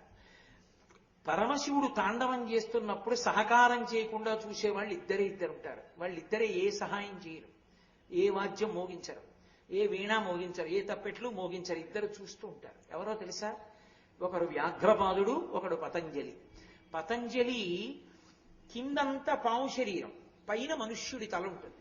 వ్యాఘ్రపాదుడు కిందంతా పులి శరీరం, పైన మనుష్యుడి తల ఉంటుంది. మీరు నటరాజస్వామి చిత్రం చూస్తే మీకు ఇప్పటికీ కనపడుతుంది. అంటే శివతాండవాన్ని చూస్తే ఆఖరికి క్రౌర్యంతో ఉన్న పెద్ద పులి, పగతో ఉన్న పాము కూడా ప్రశాంతపడిపోతాయి. అది శివుని యొక్క వైభవం అంటే. కాబట్టి చూస్తున్నాడు పతంజలి ఆ తాండవాన్ని. చూస్తుంటే కొంతమంది నవ్వారు. అబ్బో దాని మీద చాలా పెద్ద కథలు ఉన్నాయి. నంది నవ్వితే అడిగాడు పతంజలి, ఎందుకు నవ్వావని అడిగాడు. మేమందరం ఇన్ని ఉపకారాలు చేస్తున్నావు, నువ్వేం ఉపకారం చేస్తావు, చేతులా కాళ్ళా అన్నాడు. కొమ్ములు ఉన్నాయి కాబట్టి ఇలా మాట్లాడుతున్నావు, కొమ్ములు ఇచ్చి దీర్ఘం లేని స్తోత్రం చేస్తాను శంకరుడి మీద, అదే నేను ఇచ్చేటటువంటిది అని చెప్పి తాండవం మీద దీర్ఘాలు లేని స్తోత్రం చేశాడు ఆయన పతంజలి. అద్భుతమైన స్తోత్రం ఇప్పటికీ వాంగ్మయంలో. అలాగే ఆయన చూసి చూసి చూసి చూసి అబ్బా, ఒక ఆయన వీణ వాయిస్తున్నాడు, ఒక ఆయన మృదంగం వాయిస్తున్నాడు, ఒక ఆయన తప్పెట మోగిస్తున్నాడు, ఒక ఆవిడ వేణువు వాయిస్తోంది, నేనే ఏమీ చేయకుండా ఇలా కూర్చున్నాను. కాదు కాదు, నేను ఇలా కూర్చోకూడదు, నేను కూడా ఈయన తాండవంలో ఏదో ఒకటి చెయ్యాలని ఎగిరి వెళ్లి పరమశివుని యొక్క పాదానికి మంజీరంగా చుట్టుకున్నాడు. ఆ పాదాలకి పెట్టుకునేటటువంటి అందెగా మారిపోయాడు. శివుడు ఆ అందెతోటే ఎవరిని, ఆదిశేషుణ్ణి పాదానికి అందెగా పట్టుకుని తాండవం చేశాడు. పొంగిపోయాడు ఆయన పాదానికి, నేను అందెనయ్యాను అని. శ్రీ మహావిష్ణువుకి మాట ఇచ్చారు కదా, మహాభాష్యం చేస్తాను అని. మహాభాష్యం అంటే లోకంలో భాష్యము అని ఒక మాట, భాష్యము వార్తికము అని రెండు మాటలు. సిద్ధాంతము లేకపోతే సూత్రము, భాష్యము, వార్తికము, వరుసక్రమం. సూత్రము అంటే చెప్పి వదిలిపెట్టేస్తారు. బ్రహ్మసూత్రాల్లో వ్యాసుల వారు సూత్రం చెప్పారు అనుకోండి, సూత్రం అది మనకు అర్థం కాదు కాబట్టి దాన్ని వివరిస్తారు. వివరిస్తే భాష్యం. భాష్యంలో ఎక్కడైనా కూడా కఠినంగా ఉందనుకోండి, అది కూడా బాగా అర్థం అవడానికి చెప్పేది వార్తికం. కాబట్టి అవి మూడు వరుసక్రమాలు మెట్లు, సూత్రము, భాష్యము, వార్తికము. దేనికి భాష్యం చేశాడు ఈయన? ఇన్నిటికో భాష్యాలు ఉన్నాయి. బ్రహ్మసూత్రాలకి శంకరాచార్యుల వారే భాష్యం చేశారు, అయినా మహాభాష్యం అనరు. ఒక్క పతంజలి చేసిన భాష్యాన్ని మహాభాష్యం అంటారు. మూకశంకరులు పాదారవింద శతకం చేస్తూ ఆ మహాభాష్య వ్యాఖ్యాపటు చెయ్యనమారూపయతివా అంటూ ఆ మహాభాష్యము అని పతంజలి గురించి స్తోత్రం చేశారు. ఒక్క పతంజలి చెప్పింది మాత్రం మహాభాష్యం ఎందుకైంది అంటే మీరు ఒక చమత్కారం పట్టుకోవాలి ఇక్కడ. అసలు వ్యాకరణం లేకపోతే భాషకు అందం లేదు, అర్థం లేదు. ఆ వ్యాకరణం ఎక్కడి నుంచి వచ్చింది? పరమశివుడు తన చేతిలో పట్టుకున్నటువంటి ఢమరుకని 14 మాటలు మోగిస్తే ఆ శబ్దాన్ని పట్టుకుని పాణిని అనబడేటటువంటి వ్యక్తి అష్టాధ్యాయి అన్న పేరుతో 8 అధ్యాయాలతో వ్యాకరణ సూత్రాలు రాశాడు. ఆ వ్యాకరణం ఎవరికీ అర్థం కావట్లేదని పతంజలిగా వచ్చినటువంటి ఆదిశేషుడు మహాభాష్య రచన చేశాడు. ఆ వ్యాకరణానికి చెప్పిన భాష్యానికే మహాభాష్యమని పేరు. అది అంత కష్టం, అంత గొప్పది ఆ భాష్యం. అది సాక్షాత్తు ఆదిశేషుడు పతంజలిగా వచ్చాడు కాబట్టి ఆయన చేశాడు. చిత్రం ఏమిటంటే పరమశివుని యొక్క చేతిలోని ఢమరుకంలోంచి వ్యాకరణం వచ్చింది. చేతిలోంచి వచ్చిన వ్యాకరణానికి కాలిని పట్టుకున్నటువంటి అండే అయిన ఆదిశేషుడి నోట్లోంచి భాష్యం వచ్చింది. ఆయన చెయ్యి కాలు కలిపితే వ్యాకరణం మహాభాష్యం. కాబట్టి ఇప్పుడు ఆ మహాభాష్యాన్నంతటినీ తయారు చేశాడు. మహాభాష్యం ఒకటే అనుకోకండి. పతంజలి మనుష్యులందరికీ కూడా ఉండేటటువంటి 3 దోషములను తొలగించాడు ఈ లోకానికి వచ్చి. ఏమిటా 3 దోషాలు అంటే, ఒకటి శరీరమునకు సంబంధించిన దోషం, అనారోగ్యం. కప వాత పిత్త పైత్యములను ఉంటాయి. ఈ 4 దోషముల చేత శరీరం రోగగ్రస్తమవుతుంది. అలాగే మనస్సుని నియంత్రించగలిగిన వాడు ఉండడు. నేను మహారాజునయ్యాను, చక్రవర్తినయ్యానంటాడు. శంకరాచార్యుల వారిలో 5 నిమిషాలు మనసుని నియంత్రించి సమాధిలోకి వెళ్ళు. అందుకు శంకరుల గొప్పతనం. మిగిలిన వాళ్ళందరూ పుట్టారు పోయారు, శంకరాచార్యుల వారు మార్గదర్శకుడు అందుకయ్యారు. మనసుని నియంత్రించలేడు. మనసుని నియంత్రిస్తే ఈశ్వరుణ్ణి చేరిపోతాడు. మనసును నియంత్రించలేడు, అదొక దోషం. 3 వాక్కు యందు దోషం, మాట యందు దోషం వస్తుంది. కారణం వ్యాకరణం తెలియకపోవడం. ఈ 3 దోషాల్ని దిద్దడానికి పతంజలి 3టిని ఇచ్చాడు. ఆయనకి చరకుడు అని ఒక పేరు, ఆత్రేయుడు అని ఒక పేరు. అత్రి మహర్షి కుమారుడు కనుక ఆత్రేయ సంహిత, చరక సంహిత అని మహానుభావుడు పతంజలి పేరు మీదే వచ్చాయి. చరక సంహిత ఆయుర్వేద శాస్త్రాన్ని మనకొచ్చినటువంటి కపవాత పైచ పిత్తముల వలన వచ్చేటటువంటి అనేక రకములైన వ్యాధులను పోగొట్టడానికి కావలసిన మార్గాల్ని చెప్తుంది. ఎలా? వేదానికి ఉపాంగమైనటువంటి ఆయుర్వేదాన్ని ఆధారంగా చేసుకుని సుశ్రుతుడు చెప్పాడు. కానీ అలోపతికి దగ్గర అందులో శస్త్రచికిత్సలు అవి ఉన్నాయి. చరకుడు ఆత్రేయుడైనటువంటి పతంజలి చెప్పింది కేవలం వేదములకు ఉపాంగమైనటువంటిది. అందుకే చరక సంహిత వేరు, అది పూర్తిగా వేదానికి దగ్గరగా ఉంటుంది. అందుకని శరీరములకు ఉన్న రోగాన్ని పోగొట్టేదాన్ని పతంజలి ఇచ్చాడు. వాక్కుకి ఉన్న దోషాన్ని పోగొట్టడానికి పాణిని వ్యాకరణానికి మహాభాష్యాన్ని ఇచ్చాడు. యోగ సూత్రములను ఇచ్చి, అందుకే ఇప్పటికీ పతంజలి యోగ సూత్రాలు అంటారు. యోగము అంటే అనేన యుజ్యతే ఇది యోగ, అనేకముగా కనపడుతున్నది ఒక్కటిగా మారిపోవడానికి మనసుని వెనక్కి తీసుకెళ్లగలిగిన ప్రక్రియ. ఈ వెనక్కి ఎలా తీసుకెళ్లొచ్చో ప్రాణాయామం దగ్గర నుంచి పతంజలి యోగ సూత్రాల్లో చెప్పాడు. ఆ యోగ సూత్రములను అధ్యయనం చేసి యోగాభ్యాసం చేస్తే మనస్సుని నియంత్రించడం అలవాటవుతుంది, నిలబడుతుంది. మనసు హాయ్ అనేటప్పటికీ రైతుకి ఎద్దు నిలబడినట్టు నిలబడుతుంది. అలా నిలబెట్టగలిగినటువంటి ప్రజ్ఞ పతంజలి నేర్పాడు. అందుకే 3 దోషములను నివారించడానికి 3 రకములైనటువంటి గ్రంథములను మనుష్య జాతికి ఇచ్చాడు. చాలా కాలం అయిపోయింది అప్పటికి. మహాభాష్యం అంతా రచన అయిపోయింది. ఇంకా మహాభాష్య ప్రచారం చేయాలి. ఎందుకని శ్రీ మహావిష్ణువు ఆదేశించారు, నువ్వు మహాభాష్య రచన చేసి వచ్చేస్తే ఒప్పుకోను, ప్రచారం చేసిరా, మళ్ళీ ఎవరు నేర్చుకునే వాళ్ళు ఉండద్దు, నువ్వే చెప్పన్నారు. మహాభాష్యం చెప్పాలి. అప్పుడు కానీ ప్రశాంతంగా చిదంబరంలో పరమశివుని యొక్క ఆనంద తాండవాన్ని కొన్నాళ్లు చూడడానికి తనకు అవకాశం ఉండదు. అందుకని ఈ మహాభాష్యం నేర్పేద్దామని ఒక 1000 మంది శిష్యుల్ని పిలిచారు. వ్యాకరణం అంటే గణితం లాంటిది, అందరూ ఒక్కలా అందుకోలేరు. ఒకడు ఏదో 8వ అధ్యాయంలో ఉన్న లెక్కలు చేసేస్తుంటాడు, ఒకడు ఇంకా 2వ అధ్యాయంలో ఉన్న లెక్కల్లోనే ఉంటాడు, ఒకటి సూత్రాలే రావు సరిగ్గా. ఎవడు ఏ స్థాయిలో ఉన్నాడో ఆ స్థాయిలోనే చెప్పాలి లెక్కలు. అంతేగాని అందరికీ ఒక్కలా చెప్తూ వెళ్ళిపోతే వెనకబడిపోయిన వాడు ఇంక అందుకోలేడు. 2 రోజులు ఏదో అక్క పెళ్లికో దేనికో వెళ్ళి వెనక్కి వచ్చాడు అనుకోండి, నువ్వు మానేస్తే మానేసావు, నేనేం చేయలేదని తర్వాత పాఠం చెప్పేశారనుకోండి, వెనక పాఠంతో సంబంధం లేకపోతే అందుకోలేడు గణిత శాస్త్రాన్ని. ఎవరు ఏ స్థాయిలో ఉన్నారో ఆ స్థాయిలో పాఠం చెప్తుండాలి. రెండు, చాలాసేపు చెప్పారనుకోండి విసిగిపోతాడు విద్యార్థి. ఇది బుర్రలా పెడితే కానీ ఎక్కవవి. వ్యాకరణం అందులో మరీ కష్టం. అలా జాగ్రత్తగా తల పెట్టి వినాలి, వింటేనే వ్యాకరణం అందుతుంది. అందుకే శివాలయాల్లో మంటపం వేసి మంటపంలో కూర్చొని చెప్పేవారు వ్యాకరణం. కాబట్టి పతంజలి 1000 మంది శిష్యుల్ని పెట్టుకుని మహాభాష్యం చెప్తున్నాడు. ఒక్కొక్కడికి చెప్తుండాలి 1000 మంది, ఒక్కొక్కడికి ఒక్కొక్క స్థాయి. ఎప్పటికి చెప్తాను 1000 మందికి? ఇలా ఒక్కొక్కడికి పాఠం చెప్తేనని ఆయన అన్నాడు, ఒరే 1000 మంది ఇలా కూర్చోండి, ఒకడిక్కడ ఒకడిక్కడ ఒకడిక్కడ ఒకడిక్కడ ఒకడిక్కడ అలా నా చుట్టూ కూర్చోండి. ఎవడికి చెప్పవలసిన పాఠం వాడికి నేను ఒక్కొక్క ముఖంతో చెప్పేస్తాను. ఎందుకని ఆయన ఆదిశేషుడు, సహస్ర ఫణుడు కదా, 1000 పడగలు ఉంటాయి. 1000 పడగలతో చెప్పాడు పాఠం. కానీ ఓ ప్రమాదం ఉంది. ఆయన అలా పాఠం చెప్తున్నప్పుడు మరి ఊపిరి తీసుకుంటే కదా పాఠం చెప్పడం. ఆయన పాఠం చెప్పేటప్పుడు ఊపిరి తగులుతుంటుంది పైకి, అలా తగిలితే చచ్చిపోతారు, బూడిదైపోతారు అవతల వాళ్ళు. అందుకే ఇప్పటికీ కుక్షి కర్ణాటక రాష్ట్రంలో లోపల వాసుకి ఉంటాడు. ఆ గాలికి మనం తట్టుకోలేమని గరుడ స్తంభం ఉంటుంది. గరుడ స్తంభం వెనక నుంచి మనం దర్శనం చేయాలి. గరుత్మంతుడి వల్ల విషపు గాలి విరుగుతుంది. అందుకే అంతరాలయ ప్రవేశం ఉంటుంది దానికి. ఒక్క అర్చకులే వెళ్ళగలరు ఆ దీక్షలో ఉన్నవాళ్ళు. అందుకే ఇప్పటికీ అక్కడ చర్మ వ్యాధి ఉన్నవాళ్ళు బ్రాహ్మణులు భోజనం చేసిన ఎంగిలి ఇస్తళ్ల మీద దొల్లితే పోతాయి. అంత శక్తివంతం ఆ క్షేత్రం.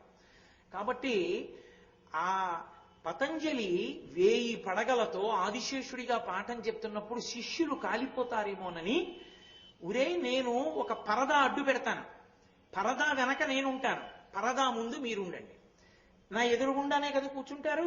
ఇలా విద్యార్థి ఉన్నాడు, పరదా పెడతాను, నేను చెప్తూ ఉంటాను, వాడికి నేను కనపడను, కానీ నా మాట వినపడుతుంటుంది, వాడన్నది నాకు వినపడుతుంటుంది. కానీ ఒక నియమం పెట్టాడు, ఎవ్వరూ తెర ఎత్తి చూడకూడదు. ఎందుకని చూశారో కాలిపోతారు. ఎవ్వరూ తెరెత్తకూడదు. 2, గురువుగారు తెరలోపల ఉన్నారు కదా అని ఎవడైనా వెళ్ళిపోయాడో బ్రహ్మరాక్షసుడు అయిపోతాడు. నన్ను అడగకుండా వెళ్ళకూడదు పాఠం నుంచి. అలాగే గురువుగారు అన్నారు అందరూ. బ్రహ్మరాక్షసుడు అంటే ఎవరు అని మీకు అనుమానం రావచ్చు. చక్కగా వేదం నేర్చుకుని అమాయకులైన ఆడవాళ్ళని, సాటి బ్రాహ్మణుల్ని, దారి దొంగయ్యి బాటసారుల్ని దోచుకున్నవాడు అల్పాయుర్దాయంలో చచ్చిపోతే బ్రహ్మరాక్షసుడై చెట్లు పట్టు కూర్చుంటాడు. కూర్చుని వేదం చదువుకున్న వాళ్ళు వస్తుంటేనే చంపుకు తింటాడు వాడు. మళ్ళీ వేదం చదువుకున్న వాళ్ళు వచ్చినప్పుడు వాడికి తెలియని ప్రశ్న ఒకటేస్తాడు. అది ఏమిటో నాకు తెలియదండి అంటే, నీకు చెప్తాను ఇలారా అని పక్కకి తీసుకెళ్లి పీక్కు తినేస్తాడు. వాడు బ్రహ్మరాక్షసుడు అంటే. అందుకే బ్రహ్మరాక్షసుడు ఉంటే ఎవరిని తింటాడంటే మనకేం భయం లేదు, వేదం చదువుకున్న వాళ్ళకి భయం, వాళ్ళని పట్టుకుంటాడు. కాబట్టి ఆ బ్రహ్మరాక్షసుడు అయిపోతాడు ఎవడైనా నేను పాఠం చెప్తుంటే వెళ్ళిపోతే. ఎందుకు వెళ్తాం, వెళ్ళాం అన్నాడు. కూర్చున్నారు. 1000 పడగలు, 1000 తలలు పెట్టాడు. 1000 మందికి పాఠం చెప్పేస్తున్నాడు. చెప్పేస్తుంటే ఎవడో ఒకడికి కొన్నాళ్ళు పోయాక అనుమానం వచ్చింది. అత్యుత్సాహం ఎవడో ఉంటాడు కదా, ఒరే ఒక్క గురువు గారు కదా, 1000 మందికి కూర్చుంటున్నాం కదా, 1000 మందికి 1000 పాఠాలు 1000 నోళ్లతో ఎలా చెప్తున్నాడు? ఒక్క నోరేగా గురువు గారికి. పాఠం అంతా అయిపోయిందిరా అన్న తర్వాత స్వస్తి అన్న తర్వాత తెరెత్తేస్తారు, ఒక్కడే ఉంటాడు లోపల. అప్పుడు పతంజలిగా ఉంటాడు. కాబట్టి ఎవరికి తెలియదు. ఎలా ఉంటున్నాడో చూడాలని ఓ రోజు పాఠం చెప్తుంటే తెరెత్తాడు. ఎత్తేటప్పటికి 1000 పడగల్లోంచి గాలి బయటికి వచ్చింది. ఈలోగా ఒక్కడు మాత్రం ఆ వ్యాకరణం సరిగా అర్థం కాక, వాడు జడమతి, కొంచెం బుద్ధి తక్కువ, వాడు గౌడ దేశం నుంచి వచ్చాడు. గౌడ దేశం అంటే ఉత్తర భారతదేశానికి, ఇప్పుడు బెంగాల్ దేశం లాంటి దేశాల వైపు నుంచి వచ్చాడు. కిందనున్నవి ద్రవిడ దేశాలు, పైనున్నవి గౌడ దేశాలు. గౌడ దేశాలు 5 కింద విడిపోతాయి, ద్రవిడ దేశాలు 5 కింద విడిపోతాయి. అందుకే గౌడ పంచకము, ద్రవిడ పంచకము. ద్రవిడ పంచకము గౌడ పంచకమునకు కూడలు ఎక్కడ అంటే అటు 5 ఇటు 5, మధ్యలో దారి ఎక్కడ కలుస్తుందంటే నర్మదా నది ఒడ్డున కలుస్తుంది. అక్కడ రావి చెట్టు కింద నుంచి వెళ్ళాలి వీళ్ళందరూ. కాబట్టి ఈయన పాఠం చెప్పేస్తుంటే బుర్రకి ఎక్కట్లేదురా, కాసేపు అలా బయట తిరిగొద్దాం, గురువు గారికి తెలిసి వచ్చింది ఏమిట్లే, గురువుగారు సూత్రం వల్లె వేస్తూ ఉంటానన్నాను కదా, కాసేపు అలా తిరిగి వస్తూ వల్లె వేసి వద్దాం, తల బద్దలైపోతోంది, అర్థం కావట్లేదు ఈ వ్యాకరణం అని అలా బయటపోయాడు. ఆ ఒకడు ఉత్సాహవంతుడు తెరపైకెత్తాడు, అందరూ బూడిద కుప్పలై పడిపోయారు. గురువు గారు తలపట్టు కూర్చున్నాడు పతంజలి అయిపోయి. ఒరే మహాభాష్య ప్రచారం చేస్తానన్నాను, కొంత నేర్పాను, 999 మందికి అయిపోయారు, 1000 మంది అనుకుంటున్నాడు ఆయన. ఓడు పక్కకి వెళ్ళిపోయాడని తెలియదుగా. అందుకని కాసేపు ఆగి అయ్యయ్యో ఎలా మళ్ళీ మొదటి నుంచి మొదలెట్టాలి పాఠం, శిష్యులందరూ చచ్చిపోయారు. శిష్యుడంటే కొడుకులంటి వాడు, మరి బాధ ఉండదు గురువుకి. అదే వీళ్ళందరూ చచ్చిపోయారే నా వల్ల అని పాపం బాధపడుతున్నాడు. ఒక్కడు తిరిగి వచ్చాడు బిక్కు బిక్కుమంటూ. గురువుగారు పాఠం అర్థం అవ్వలేదు, అలా వెళ్ళొచ్చాను, అయిపోవలసిందేనా బ్రహ్మరాక్షసుని అన్నాడు. ఊరే బ్రహ్మరాక్షసుడి మాట తర్వాత నన్ను రక్షించావురా, ఒక్కడికి బతికావు. ఒక పని చేస్తాను, ఇక నీకు పాఠం చెప్పడం, నీకు మహాభాష్యం రావడం అన్నది సాధ్యం కాదు. అందుకు ఒక పని చేస్తా, ఇప్పుడు నా అతీంద్రియ శక్తిని ఉపయోగిస్తా, కేవలము నా అనుగ్రహం చేత నీకు మహాభాష్యం వచ్చేస్తుంది అని చెప్పి అనుగ్రహించేశాడు. అనుగ్రహించి చూసిన కారణం చేత అలా వస్తుందా అండి అంటే మహాత్ములైతే వస్తుంది, నీకు చేత కాదని అలా ఉండదని చెప్పక తప్పది. అలా చేస్తారు మహాత్ములు కాబట్టి, వాళ్ళు ఎప్పుడో ఓసారి చేస్తారు. అంతేకాని అర్థం లేకుండా ప్రతి వారం ఎక్కడికో ఊరెళ్ళి అదే పనిగా చేస్తూ తిరగడం ఉండదు. ఏదో ఎప్పుడో జీవితం మొత్తం మీద ఎక్కడో ఒక్కసారి ఎవరినో అనుగ్రహిస్తూ ఉంటారు. కాబట్టి పతంజలి అలా ఒక్కడిని అనుగ్రహించాడు. ఆయన గౌడదేశం నుంచి వచ్చినవాడు, మహాభాష్యం అంతా వచ్చేసి. కానీ గురువుగారు ప్రారంధం మీరు ఇచ్చిన శాపం అవుతుంది, బ్రహ్మరాక్షసుడిని అయిపోతాను ఎలా అన్నాడు. ఒరే బ్రహ్మరాక్షసుడు అయిపోతే అయిపోయావు, కానీ ఇట్నుంచి గౌడదేశ పంచకం వాళ్ళు, అట్నుంచి ఇటు ద్రవిడ పంచకం వాళ్ళు, అటు గౌడ పంచకం వాళ్ళు కలుసుకునే నర్మదా నది ఒడ్డున ఉన్న రావి చెట్టు ఉంది, అది ఎక్కి కూర్చో, నేను నీకు 2 సూత్రాలు చెప్తాను. అట్నుంచి వచ్చే వేదం చదువుకున్న వాళ్ళు, వ్యాకరణం చదువుకున్న వాళ్ళని పక్కకి తీసుకెళ్లి ప్రశ్న అడుగు. ఎవరైనా జవాబు చెప్తే వాళ్ళకి మహాభాష్యం అంతా చెప్పి, వాడు చెప్పలేకపోయాడు అనుకో, వాడు పనికి మాలిన వాడు, ఇంకా వాడికి చెప్పక్కర్లేదు కాబట్టి వాడి తిని. కాబట్టి ఇప్పుడు ఈయన ఈ గౌడుడు ఏం చేశాడంటే నర్మదా నది ఒడ్డున రావి చెట్టు ఎక్కి కూర్చున్నాడు. మహాభాష్యం అంతా వచ్చు, కానీ దోషం ఉంది, ఉపాధిలో క్రౌర్యంతో ఉంటాడు. ఎవడో దొరకాలి, తను అడిగిన ప్రశ్నలకి జవాబు చెప్పేవాడు దొరకాలి. వచ్చిన ప్రతివాడిని పిలిచి అడిగేవాడు, ఏమంటే మీకు ఈ ప్రశ్నలకి జవాబు వచ్చా, తెలియకపోవడం ఏంటంటే తప్పు చెప్పేవాడు. ఇలా రండి మీకు చెప్తానని పక్కకి తీసుకెళ్లి పీక్కు తినేసేవాడు, మళ్ళీ చెట్టెక్కి కూర్చునేవాడు. ఇలా ఇన్నేళ్ళో అయిపోయింది. శిష్యుడికి శాప విమోచనం అవదు, ఆయన మహాభాష్యం చెప్పేవాడు దొరకడు. చూసి చూసి చూసి చూసి పతంజలికి విసుగెత్తిపోయాడు. ఏమిట్రా మహాభాష్యం ప్రచారం అవ్వట్లేదు, ఒక్కడికి నేర్పాను, వాడొక్కడు బ్రహ్మరాక్షసుడై కూర్చున్నాడు, వాడు నేర్పడానికి ఇంకోటి దొరకట్లేదు.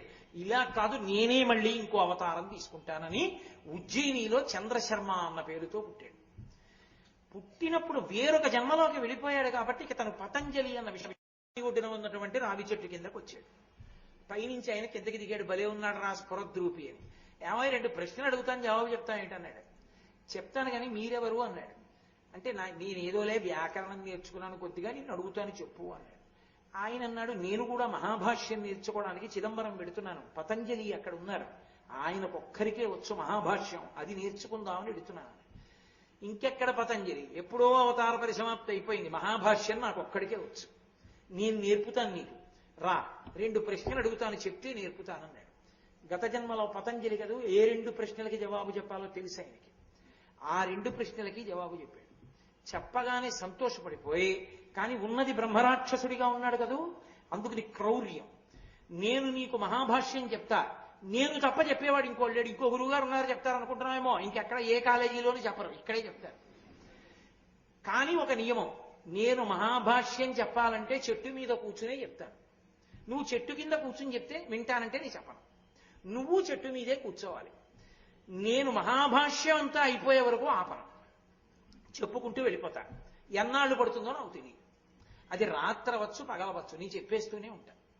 నువ్వు మధ్యలో ఆకలేస్తోందండి, మంచినీళ్లు తాగుతానండి, కాసేపు పడుకుంటానంటే కుదరదు. అలా కూర్చుంటావా చెప్పు, నీకు నేర్పుతానన్నాడు. తప్పకుండా నేర్చుకుంటాను అన్నాడు. సరేనన్నారు. రావి చెట్టు మీదకి తీసుకెళ్లి కూర్చోబెట్టుకున్నారు. ప్రారంభిస్తున్నాను మొదలుపెట్టన్నారు. ఎక్కడ రాస్తారు? ఓ దస్తా కాగితాలు ఎట్టుకెళ్ళారు, ఎన్ని పుస్తకాలు ఎట్టుకెళ్ళి పైన ఎట్టుకుంటాడు. పెట్టుకున్నాడు అనుకోండి, ఆ పుస్తకం తీసేదాకా ఈయన ఆగాలా? ఎలా ఆగుతాడు? ఆగడు. ఆ బ్రహ్మరాక్షసుడు చెప్పేస్తూ ఉంటాడు.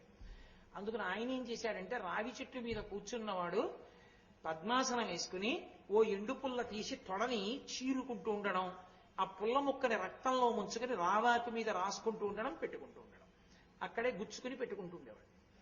అలా 9 రాత్రులు 9 పగళ్ళు చెప్పాడు మహాభాష్యం.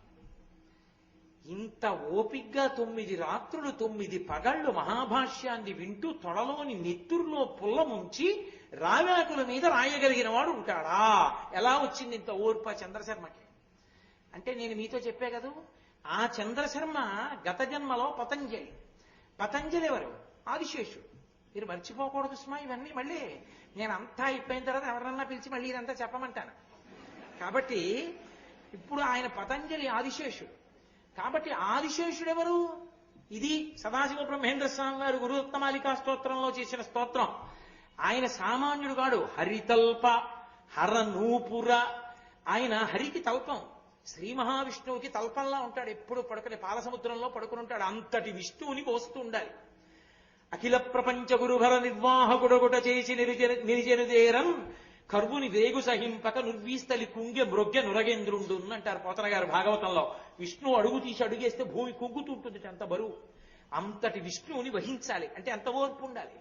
కాబట్టి ఆదిశేషుడు హరి తల్ప, హరి పాదనూపుర.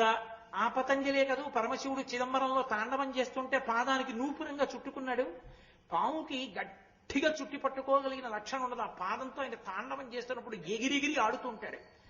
కొంచెం తల కిందకెళ్ళింది అనుకోండి తొక్కేస్తాడు.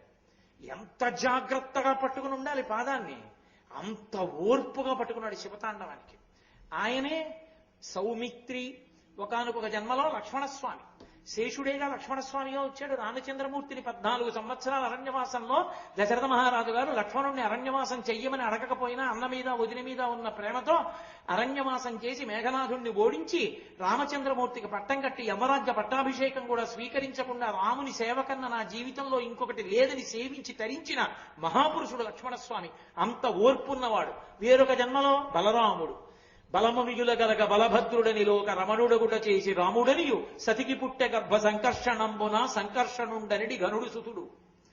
ఆయన విశేషమైనటువంటి బలం ఎంత ఉన్నవాడో బలరాముడిగా ఆ కృష్ణుడితో తమ్ముడి ఆగడాలు ఓర్చడంలో అంత ఓర్పు. నేను మీకు చెప్పానుగా కృష్ణకర్ణామృతంలో వెళ్ళి దొంగతనం చేస్తుంటే వెన్న ఎవరు నువ్వు అని అడిగింది గోపకాంత. అని అడిగితే ఆయన నేను కృష్ణుండని చెప్పలేదు, బలానుజహ, నేను బలరాముడి తమ్ముడిని చెప్పాడు. మధ్యలో ఆయన ఊసెందుకు? అంత అల్లరి తమ్ముడిని భరించాడు. కృష్ణావతారంలో కృష్ణుడు ధర్మ సంస్థాపన కోసం చేసిన ప్రయత్నాలన్నిటిలో అండగా నిలబడ్డాడు.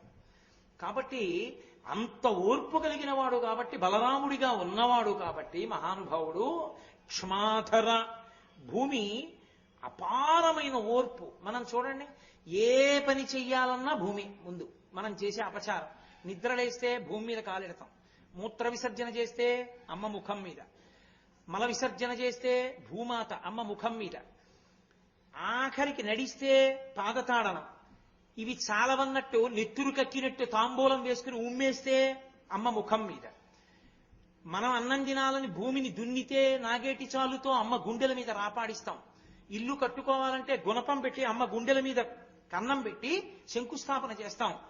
ఆఖరికి చచ్చిపోతే ఇంతమంది వదిలేస్తారు, ఆ అమ్మే కడుపులో పెట్టుకుంటుంది. అందుకే ఆమె ఓర్పునకు మారు పేరు. అందుకే వాల్మీకి మహర్షి రామాయణం చేస్తూ క్షితిక్షమా పుష్కర సన్నిభాక్షి యారక్షిత రఘవ లక్ష్మణాభ్యాం సారాక్షసీభి వికృతేక్షణాభి సంరక్షిత సంప్రతి వృక్షమూలే అంటారు. అంతటి ఓర్పు భూదేవికి. అంత ఓర్పున్న భూదేవి ఇలా కదలకూడదు. ఇలా కొద్దిగా కదిలిందనుకోండి, ఇంట్లో వాళ్ళందరూ వీధుల్లోకి వెళ్ళిపోయి నించుంటారు కాదు. మిగిలిన వాళ్ళందరం కదులుతూనే ఉండొచ్చు. 5 నిమిషాలు కూర్చోండిరా అంటే కూర్చోం. ఆవిడ మాత్రం క్షణం కదలకూడదు. క్షణం కదలకుండా పట్టుకునేవాడు ఉండాలా? ఆయనే ఆదిశేషుడు. ఎంత ఓర్పు మహానుభావుడికి. నెత్తి మీద బరువెట్టి కదలకుండా ఉంటుంటే ఎవడు ఉండగలడు? ఎప్పుడో అప్పుడు తట్ట ఇలా అంటాడు. ఆయన భూమిని ఇలా అన్నాడు అనుకోండి, అయిపోయింది మన పని. అలా అనకుండా మోస్తున్నాడు. అందుకని క్షమాధర, భూమినంతటినీ భరించేటటువంటి మహా ఓర్పున్నటువంటి పెద్ద మనిషి ఆదిశేషుడు. ఇంత గొప్పవాడు కాబట్టే, ఇంత ఓర్పున్నవాడు కాబట్టే మహానుభావుడు మళ్ళీ చంద్రశర్మ అన్న పేరుతో గోవింద భగవత్పాదులుగా వచ్చినప్పుడు, ఆ విద్యార్థిగా వచ్చినప్పుడు ఆ చెట్టు మీద కూర్చుని అంత జాగ్రత్తగా బ్రహ్మరాక్షసుడు చెప్తున్నప్పుడు అన్నీ రాసుకున్నాడు. అంత వ్యాకరణం మహాభాష్యం అంతా రాసేసుకున్న తర్వాత మహాభాష్యం చెప్పేశాడు. బ్రహ్మరాక్షసుడు తనం పోతుంది కదా, ఇంకా శాప విమోచనం అయిపోయింది. మహాభాష్యం శిష్యుడికి చెప్పేశాడు చంద్రశర్మకి, శాప విమోచనం అయిపోయింది గౌడుడికి. దిక్కుమాలిన బ్రహ్మరాక్షసిత్వంతో ఎంతమంది వేద పండితుల్ని తినేశాన్రా, ఎన్నాళ్ళు మహాభాష్యం చెప్పేయడానికి మనిషి దొరక్క ఏడిచాను, చిచ్చి ఎందుకు వచ్చిన జన్మని వైరాగ్యం వచ్చి, ఎవరు నాకు బ్రహ్మజ్ఞానం వెంటనే వచ్చేట్టు చెప్పగలిగిన వాడిని పరితపిస్తూ హిమాలయ పర్వతాల మీద ఉన్న శుకబ్రహ్మ దగ్గరికి వెళ్ళి ఆయన కాళ్ళు పట్టుకుంటే ఆయన తత్వోపదేశం చేసి సన్యాసనామం ఇచ్చి గౌడుడు గనక గౌడపాదాచార్య అని పేరు పెట్టారు. ఎక్కడది గౌడపాదాచార్య, ఎక్కడ వదిలిపెట్టాను ఇందాక నేను? నారాయణం పద్మభువం వశిష్టం శక్తించ తత్పుత్ర పరాశరంచ వ్యాసం శుకం, అక్కడ వరకు తండ్రి కొడుకులు వచ్చి తర్వాత సన్యాసి వచ్చాడని చెప్పాను. సన్యాసి ఎక్కడి నుంచి వచ్చారు అంటే సర్వసంగ పరిత్యాగం చేసి మహాభాష్యం చంద్రశర్మకి నేర్పినటువంటి మహానుభావుడైనటువంటి గౌడుడు సన్యసించి వెళ్లి సుఖబ్రహ్మ దగ్గర అద్వైత జ్ఞానాన్ని పొంది ఆ హిమాలయ పర్వతాల మీదే ఉండిపోయారు. కాబట్టి గౌడపాదం మహాంతం, ఆయన శిష్యుడు గోవింద యోగీంద్రుడైనటువంటి గోవిందుడు, ఆయనే గోవింద భగవత్పాద. గౌడపాదుల వరకు గౌడ భగవత్పాద అన్న మాట లేదు. గోవిందుల దగ్గర నుంచి గోవింద భగవత్పాద, శంకర భగవత్పాద, ఆ తర్వాత మళ్ళీ లేదు. పద్మ భగవత్పాద, సురేశ్వర భగవత్పాద అలాంటి పేర్లు లేవు. ఇంకా శంకరుల వరకే శంకర భగవత్పాద.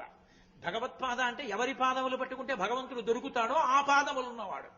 సహజముగా గురువు లోకాన్ని రక్షించడానికి వచ్చారు జ్ఞానబోధకు, అందుకని శంకర భగవత్పాదాచార్య. కాబట్టి ఇప్పుడు ఈ మరి గోవింద భగవత్పాదులు ఎవరు? మళ్ళీ వెనక్కి రెండోసారి రావి చెట్టు మీద రావ్యాకుల మీద మహాభాష్యం అంతా రాసుకున్నాడే చంద్రశర్మ, ఆయన పాపం ఈ ఆకులన్నీ జాగ్రత్తగా ఓ వరుస క్రమంలో ఏరుకుని మళ్ళీ 32వ పేజీ తర్వాత 1176వ పేజీ ఉందనుకోండి ఎప్పటికి కలుపుకుంటాడు. ఆకులన్నీ వరుస క్రమంలో ఏరుకుని చుట్టలు చుట్టుకుని కట్టలు కట్టుకుని అవన్నీ కలిపో పెద్ద మూట కట్టుకుని ఇంటికి బయలుదేరాడు. అమ్మయ్య మహాభాష్యం అంతా నేర్చుకున్నాను, రాసుకున్నాను. తీరా ఇంటికి ఎడుతుంటే 9 రోజులు రాత్రింబవళ్ళు రాశాడు, తొడలో చీరుకుని నెత్తుటితో. ఆకలి బడలిక అడుగు పడలేదు. ఎవరైనా పట్టుకుపోతారేమో అని ఆకుల మూట తల కింద పెట్టుకుని పడుకున్నాడు. ఎవ్వరూ పట్టుకుపోలేదు, కానీ ఓ గొర్రె వచ్చింది ఏమిటో ఈ ఆకులు బాగున్నాయని తినేయడం మొదలెట్టి అది కొన్ని ఆకులు తినేశాక ఆయనకి తెలివి వచ్చింది. ఆయన లేచి చూసుకుని ఏడిచాడు, అయ్యో ఇందులో కొన్ని ఆకులు గొర్రె తినేసి. అసలు అది గొర్రె ఏం చెప్తుంది? తింటే వస్తుంది ఆ భాష్యం? రాదు. కాబట్టి మళ్ళీ ఆ భాష్యం ఎలా పైకి వస్తుంది? ఇక రాదు. అందుకని పతంజలి చెప్పినటువంటి మహాభాష్యంలో కొంత భాష్యం ఇక ప్రపంచానికి దొరకలేదు. ఆ పోయిన భాష్యాన్ని ఏమని పిలుస్తారంటే అజభక్షిత భాష్యము అంటారంటే గొర్రె తినేసిన భాష్యం. అది పోయింది, మిగిలింది మాత్రం దక్కింది. ఇదైనా దక్కించుకుందామని కళ్ళు పడిపోతున్నా సరే పడుకోకుండా మూటట్టుకుని మొత్తానికి ఓ ఊరు చేరాడు. అదో వైశ్యుల ఇల్లు. ఆ వీధరుగు దగ్గరికి వెళ్ళి ఆ వైశ్యుడిని పిలిచి, అయ్యా ఇదే ఆకుల మూటే అనుకోకు సుమా, చాలా విలువైంది, కాసేపు పడుకుంటాను, నన్ను లేపేక ఆ మూట మాత్రం జాగ్రత్తగా చూడని ఆ మూట అక్కడెట్టి పడుకున్నాడు. మంచి స్ఫురద్రూపి. ఆ వైశ్యుడి కూతురు చూసింది, అబ్బాయి ఎంత బాగున్నాడు రా ఈ పిల్లాడు, ఈ ఆకుల మూట పాపం ఏమిటో తెచ్చుకున్నాడు, జాగ్రత్తగా ఉంచుదామని రక్షించింది. అలా పడుకున్నవాడు 3 రోజులు అయిపోయింది, 4 రోజులు అయిపోయింది, 5 రోజులు అయిపోయింది, లేవడు, లేపితే పలకడం. నీరసపడిపోయాడు మనిషి, నెత్తురు పోయింది కదా, తినడు. ఎలా? అప్పుడు ఆవిడేం చేసిందంటే ఆ వైశ్యకాంత అన్నంలో పెరుగు కలిపి బాగా నలిపి రోమరంధ్రములలో ఉంచి లోపలికి సారం వెడుతుందని ఆ పైన ఉన్న అంగీ పైకి తీసి కడుపు మీద రుద్దడం మొదలెట్టింది పెరుగన్నాన్ని. అది రోమకూపాల్లోంచి సారం లోపలికి దిగి ఆ బ్రాహ్మణుడు బతుకుతుండేవాడు. పెరుగన్నం తింటే నిద్ర వస్తుంది, ఆ పెరుగు సారం లోపలికి ఎడుతుండే ఇంకా పడుకుంటుండేవాడు. అలా పడుకుని పడుకుని పడుకుని పడుకుని బడలికంతా తీరిపోయింది అనుకోండి, మళ్ళీ మంచి తేజోవంతంగా ఉంటాడు కదా. అసలే తేజోవంతంగా ఉండే బ్రాహ్మణుడు దానికి తోడు బాగా పడుకుని లేచాడు. పెరుగన్నం బాగా కడుపుకి రుద్దితే మంచి ఉత్సాహంగా పైకి లేచి, చాలా సంతోషం అండి నన్ను బతికించారు, నా మూట ఇచ్చేయండి అని ఆకుల మూటలు అట్టుకుని బయలుదేరాడు. వైశ్యుడి కూతురంది వైశ్యుడితో, నాన్న ఆ పిల్లాన్ని పెళ్లి చేసుకుందాం అనుకున్నాను, వెళ్ళిపోతున్నాడు నాన్న అంది. వైశ్యుడు పరిగెత్తుకొచ్చి అన్నాడు, అమ్మాయి వెళ్ళిపోతే కుదరదు, మా అమ్మాయి పెళ్లి చేసుకుంటుంది, నిన్ను బతికించింది మా అమ్మాయే, కృతజ్ఞుడు అయిపోతావు, పెళ్లి చేసుకో అన్నాడు. ఆయన అన్నాడు, నేను బ్రాహ్మణుణ్ణి, వైశ్యుల పిల్లని నేను పెళ్లి చేసుకోవడం ఏమిటి, తప్పు నేను చేసుకోకూడదు, నేను మహాభాష్యం ఎవరికన్నా చెప్పుకోవాలి, వెళ్ళిపోతున్నాను అన్నాడు. అలా వెళ్ళిపోవచ్చా? నిన్ను బతికించింది మా అమ్మాయి, వదిలి వెళ్ళిపోతావా? ధర్మం ఏమిటో రాజుగారిని అడుగుదాం పదన్నాడు వైశ్యుడు. సరే పదన్నాడు. పాపం మహారాజు గారి కొలువుకి వెళ్ళారు. వెళ్ళి వైశ్యుడు ఈ బ్రాహ్మణుడు అక్కడ నించున్నారు. రాజుగారు చూశాడు సింహాసనం నుంచి, అబ్బా ఎంత తేజోవంతంగా ఉన్నాడురా, వీడిని నా అల్లుడిని చేసుకుంటే ఎంత బాగుంటుందో. పెళ్ళొద్దు మహాప్రభో, మహాభాష్యం చేసుకుంటామన్న వాళ్ళకి ఎంతమంది పిల్లనిస్తా ఉంటున్నారో చూడండి.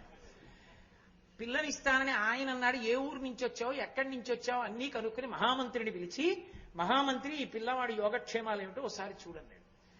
ఆ మహామంత్రి బ్రాహ్మణుడు. ఆయన చూసి అబ్బాయి ఎంత బాగున్నాడో, నా కూతురికి ఇస్తే బాగుండు అనుకుంటాడు.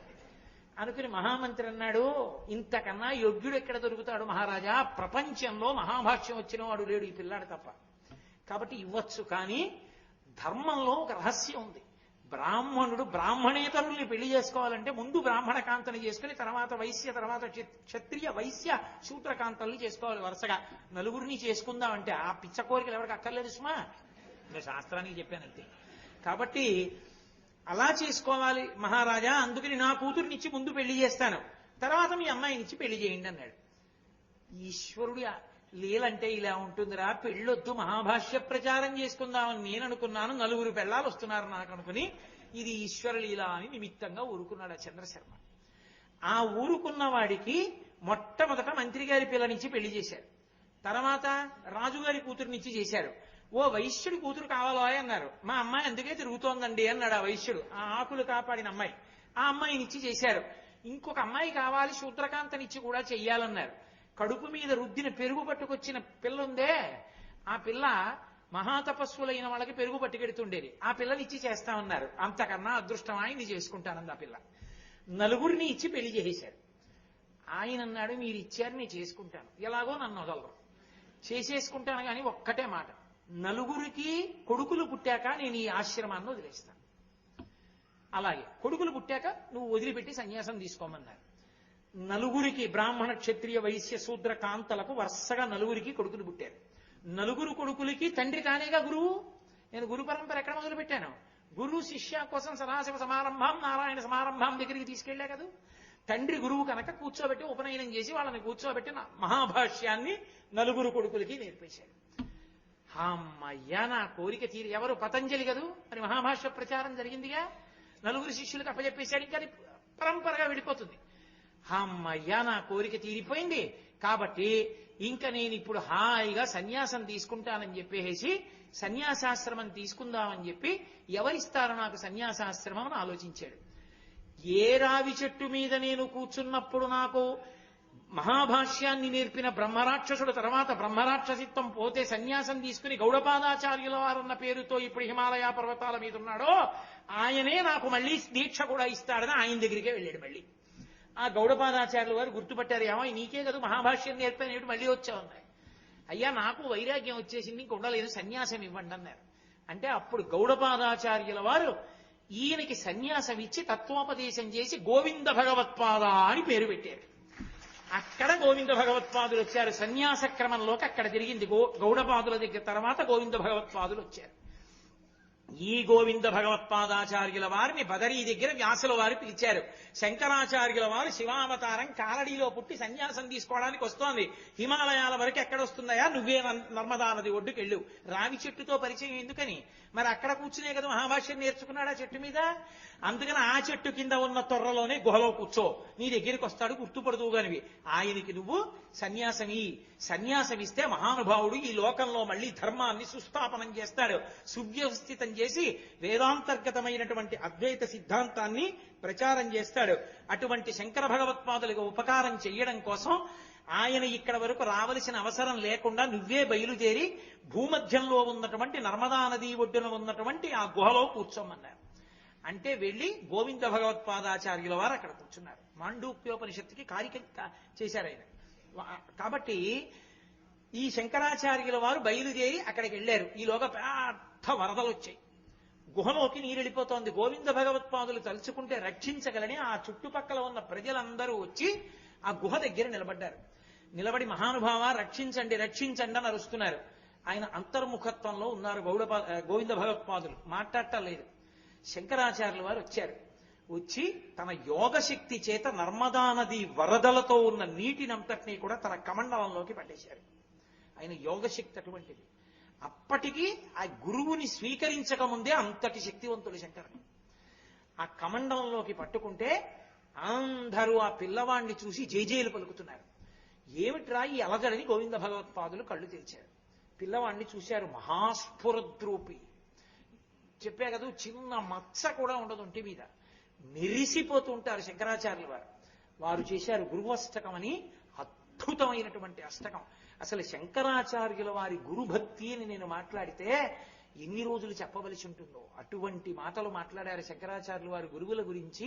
వారి వినయం అటువంటిది. వారే సాక్షాత్తు శంకరుడైన గురువు పేరు చెప్తే పడిపోయారంతే నేల మీద. దక్షిణామూర్తి అష్టకం చేసి ఒకేసారి దర్శనమిచ్చారు వ్యాసాచార్యుల వారు, గౌడపాదాచార్యుల వారు, గోవింద భగవత్పాదాచార్యుల వారు. ముగ్గురు ఒక్కసారి హిమాలయాల మీద దర్శనమిచ్చారు శంకరాచార్యుల వారికి. ముగ్గురి కాళ్ళ మీద పడి దక్షిణామూర్తి స్తోత్రం చేశారు. అంతటి శంకరుడు. అది ఆయన గురుభక్తి అంటే. అంతటి మహానుభావుడు.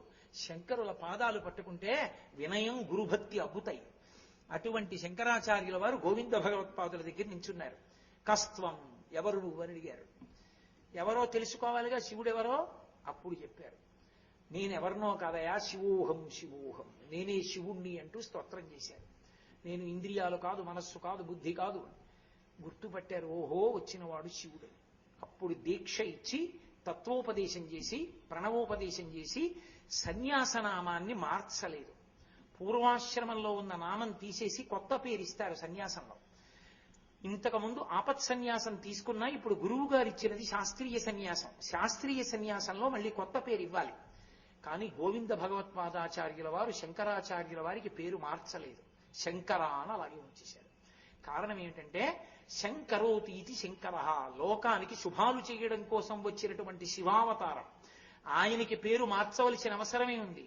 పుట్టినదాదిగా ఆ అవతార పరిసమాప్తి అయిపోయినా కూడా ఆయన గ్రంథముల ద్వారా లోకాన్ని ఉద్ధరిస్తూనే ఉంటారు. కాబట్టి పేరు మార్చనని శంకరాచార్య అని శంకర అన్న పేరే ఉంచేశారు. అప్పుడు గురువు గారి దగ్గర శాస్త్రీయ సన్యాసం తీసుకుని శంకరాచార్య అన్న పేరు పొందారు. వ్యాసాచార్యుల వారు బ్రహ్మసూత్రాలు రచన చేశారు. ఆ బ్రహ్మసూత్రాలకి వ్యాసుల వారి హృదయానికి అనుగుణంగా భాష్యం చెప్పిన వారు ఎవ్వరూ లేరు. ఎవ్వరూ చెప్పకపోతే వ్యాసాచార్యుల వారు అప్పుడు చెప్పారు, శివుడు వచ్చాడు శంకరులుగా, ఒక్క శంకరాచార్యుల వారే చెయ్యగలరు దానికి భాష్యం. అందుకే ఓ గోవింద భగవత్పాద, నీ దగ్గరికి వచ్చి శిష్యరికం తీసుకున్నప్పుడు బ్రహ్మసూత్రాలకి భాష్యం చెయ్యమని చెప్పు అన్నారు. గోవింద భగవత్పాదాచార్యుల వారు ఆదేశించారు శంకరాచార్యుల వారిని, కాశీపట్టణంలో కూర్చుని బ్రహ్మసూత్రాలకి భాష్యం చేయమన్నారు. ఆ బ్రహ్మసూత్రాలకి భాష్యం చేస్తుంటేనే వ్యాసాచార్యుల వారు వచ్చారు. వచ్చి వృద్ధ బ్రాహ్మణ రూపంలో వచ్చి వాదన చేస్తున్నారు. ఇద్దరు వాదన చేస్తుంటే రోజులు గడిచిపోతున్నాయి. పద్మపాదాచార్యుల వారు కనిపెట్టారు, వచ్చిన వారు వ్యాసుడు, ఇటు శంకరుడు, అటు ఉన్నవాడు విష్ణువు, ఇటు పక్క శివుడు, వీళ్ళిద్దరూ వాదించుకుంటే మాకేం తెలుస్తుందని, మహానుభావ మీ వాదన చాలించండి అని ప్రార్థన చేస్తే అప్పుడు వ్యాసుడు దర్శనమిచ్చారు. ఇచ్చి గోవింద భగవత్పాదుల ఆజ్ఞ మేరకు 8-16 ఏళ్లు ఉండడానికి ఒప్పుకున్నారు భాష్య రచన కొరకు. ఈ భాష్యాన్ని చెప్పేవాడు లేడయా, నువ్వే ప్రచారం చెయ్యాలి, అవైదికమైన వాదనలన్నిటినీ ఖండించాలి, వేదము యొక్క ప్రమాణాన్ని నిలబెట్టాలి, అద్వైత సిద్ధాంతాన్ని ఆవిష్కరించాలి. కాబట్టి నువ్వే మళ్ళీ ఇంకొక 16 సంవత్సరములు శరీరంలో ఉండాలంటే అప్పటికి 8-16 అయింది. 16 మీద ఇంకొక 16 వచ్చి 32 సంవత్సరములు శరీరంలో ఉండడానికి పరమశివుడు ఒప్పుకొని శంకరాచార్యుల వారిగా ఈ భూమండలం మీద ఉన్నాడు. ఆ కాశీపట్టణంలోనే మనీషా పంచకం చేశారు, భజగోవింద స్తోత్రం చెప్పారు. శంకర విజయాలు అని ఒక్కొక్క ఘట్టం చెప్పుకుంటూ వెడితే నిజంగా ఎన్నాళ్ళు పడుతుంది, కొన్ని నెలలు పడుతుంది. అంతటి మహానుభావుడు శంకరులు. కాబట్టి ఇవాళ నేను మీకు విశేషమైనటువంటి తిథి, చాలా గొప్ప తిథి. ఇవాళ అక్షయ తృతీయ. ఇవాళ ఒక్కరోజు అటువంటి మహాపురుషుల యొక్క పేర్లన్నీ విన్నంత మాత్రం చేత అక్షయంగా అటువంటి మహాపురుషులు గురువుల యొక్క పేర్లు విని స్మరించిన పుణ్యం కలుగుతుంది. కాబట్టి ఇవాళ నేను గురు పరంపర గురించి మాట్లాడతాను అని మీతో చెప్పాను. చాలా సంతోషం. మీలో ఎవరైనా వచ్చి ఇప్పుడు నేను చెప్పిందంతా ఒక్కసారి ఎక్కడా నేను చెప్పవలసిన అవసరం లేకుండా ఆ మలుపులన్నీ చెప్తాను అని సంతోషం ఎవరికైనా సరదా ఉంటే రండి అన్నాను. కాబట్టి లేదు రండి, ఎందుకు వచ్చిన గొడవలు ఇవన్నీ విన్నాం కదా, మేము ఏదో ఇంటికి వెళ్ళి ఆలోచిస్తాను లేండంటే నేను మీ జోలికి రాను. కాబట్టి ఇప్పుడు ఇది అయిపోయిన తర్వాత నా మనవి ఒక్కటి మీరు ఆలకించవలసి ఉంటుంది. వాళ్ళ అక్షయ తృతీయ రేపటి రోజున మహాద్భుతమైనటువంటి విషయాలు కొన్నింటిని పరిచయం చేసే ప్రయత్నం చేస్తాను. ఇవాళ శంకరుల యొక్క గురు వైభవం గురించి, ఆ గురు పరంపర గురించి చెప్పా. రేపు శంకర భగవత్పాదుల జీవితంలో జరిగినటువంటి కొన్ని విశేషమైనటువంటి మలుపులు, శంకరాచార్యుల వారి యొక్క 4 శిష్యులు, 6 శిష్యులు, 4, 6 ఎక్కడుంది, ఆ 6కి 4కి మధ్యలో 2 ఎక్కడి నుంచి వచ్చింది, ఈ రహస్యాలకి సంబంధించిన విశేషాల్ని రేపు మనవి చేస్తాను. సాధారణంగా మీరు ఎక్కడ చూసినా 4 శిష్యులే కనపడతారు శంకరాచార్యుల వారికి. ఒక్క చోట మాత్రం శంకరాచార్యుల వారు 6 శిష్యులతో కనపడతారు. ఇటు 3 ఉంటారు, ఇటు 3 ఉంటారు. ఎక్కడో తెలుసా? కాంచీపురంలో కామకోటి మఠంలో కామకోటి పీఠాధిపతులు చంద్రమౌళీశ్వరలింగానికి అభిషేకం చేసే ప్రాంగణం వెనక గోడ మీద శంకరాచార్యుల వారికి ఇటు 3 అటు 3 ఉంటారు శిష్యులు. 4 కదా ఉండవలసింది, 6 ఎందుకున్నారు? ఈ 4 కాక 6 ఉంటే ఆ 2 ఎవరు? ఆ 2 ఎక్కడి నుంచి వచ్చారు? వాళ్ళిద్దరూ ఏం చేశారు?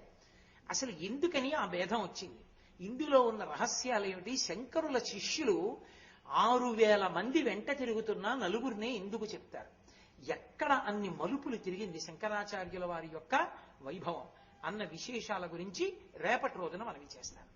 కాబట్టి ఇప్పుడు నేను మీతో 1-2 విషయాలు ముచ్చటించవలసి ఉంటుంది. అమ్మా, మీరు దీపాలు వెలిగించడం ప్రారంభం చేయండి. ఒకటి, ఇవాళ అక్షయ తృతీయ. ఎంత గొప్ప తిథో! ఇవాళ ఒక్కరోజు మాంసనేత్రంతో ఏదైనా మంగళప్రదమైన విషయాన్ని చూస్తే అక్షయంగా చూసినట్టు. మనకి సనాతన ధర్మంలో అత్యంత ముఖ్యమైనది ఏది అంటే దీపమే. అందరూ కాదమ్మా దీపాలకి. ఏ కార్యకర్తలు ఎంచుకోబడ్డారో, ఎవరికి బ్యాడ్జెస్ ఇచ్చారో వాళ్లే. ఎందుకంటే అది అగ్ని సంబంధం, అది ఇబ్బందికరం అందరూ వెడితే. అందుకే ఎవ్వరూ లేవద్దు, ఒక్క ఆ కార్యకర్తలే వెలిగిస్తారు. ఏం 1, 2 కాదు, దాదాపుగా 6000 దీపాలు వెలిగించాలి ఇవాళ దేవాలయ ప్రాంగణం అంతా. 6000 దీపాలు వెలిగిన తరువాత కరెంట్ లైట్లు ఆఫ్ చేస్తే ఎలా ఉంటుందో మీరు చూద్దరు. కానీ ఇవాళ దీపోత్సవం అని అపురూపంగా చేస్తారు దేవాలయాలకి. ఇన్ని దీపాల కాంతులలో దేవాలయాన్ని ఇవాళ దర్శనం చేసి సౌందర్యలహరి చదువుతాం. అంత మంగళప్రదంగా అన్ని దీపాల్ని చూడడమే చాలు అక్షయ తృతీయ నాడు.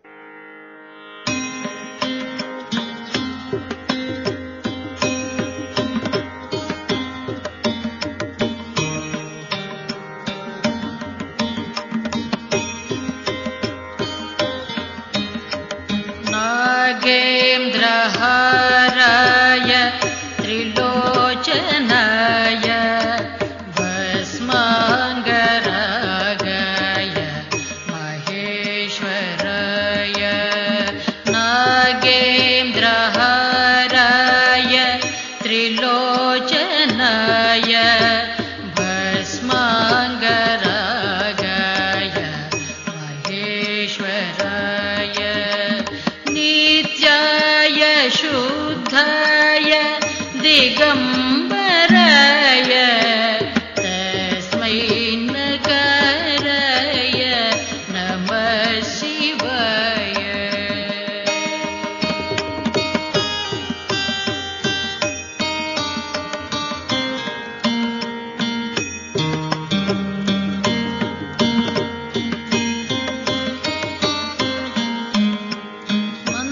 మందాకినీ సలిల చందన చర్చితాయ నంద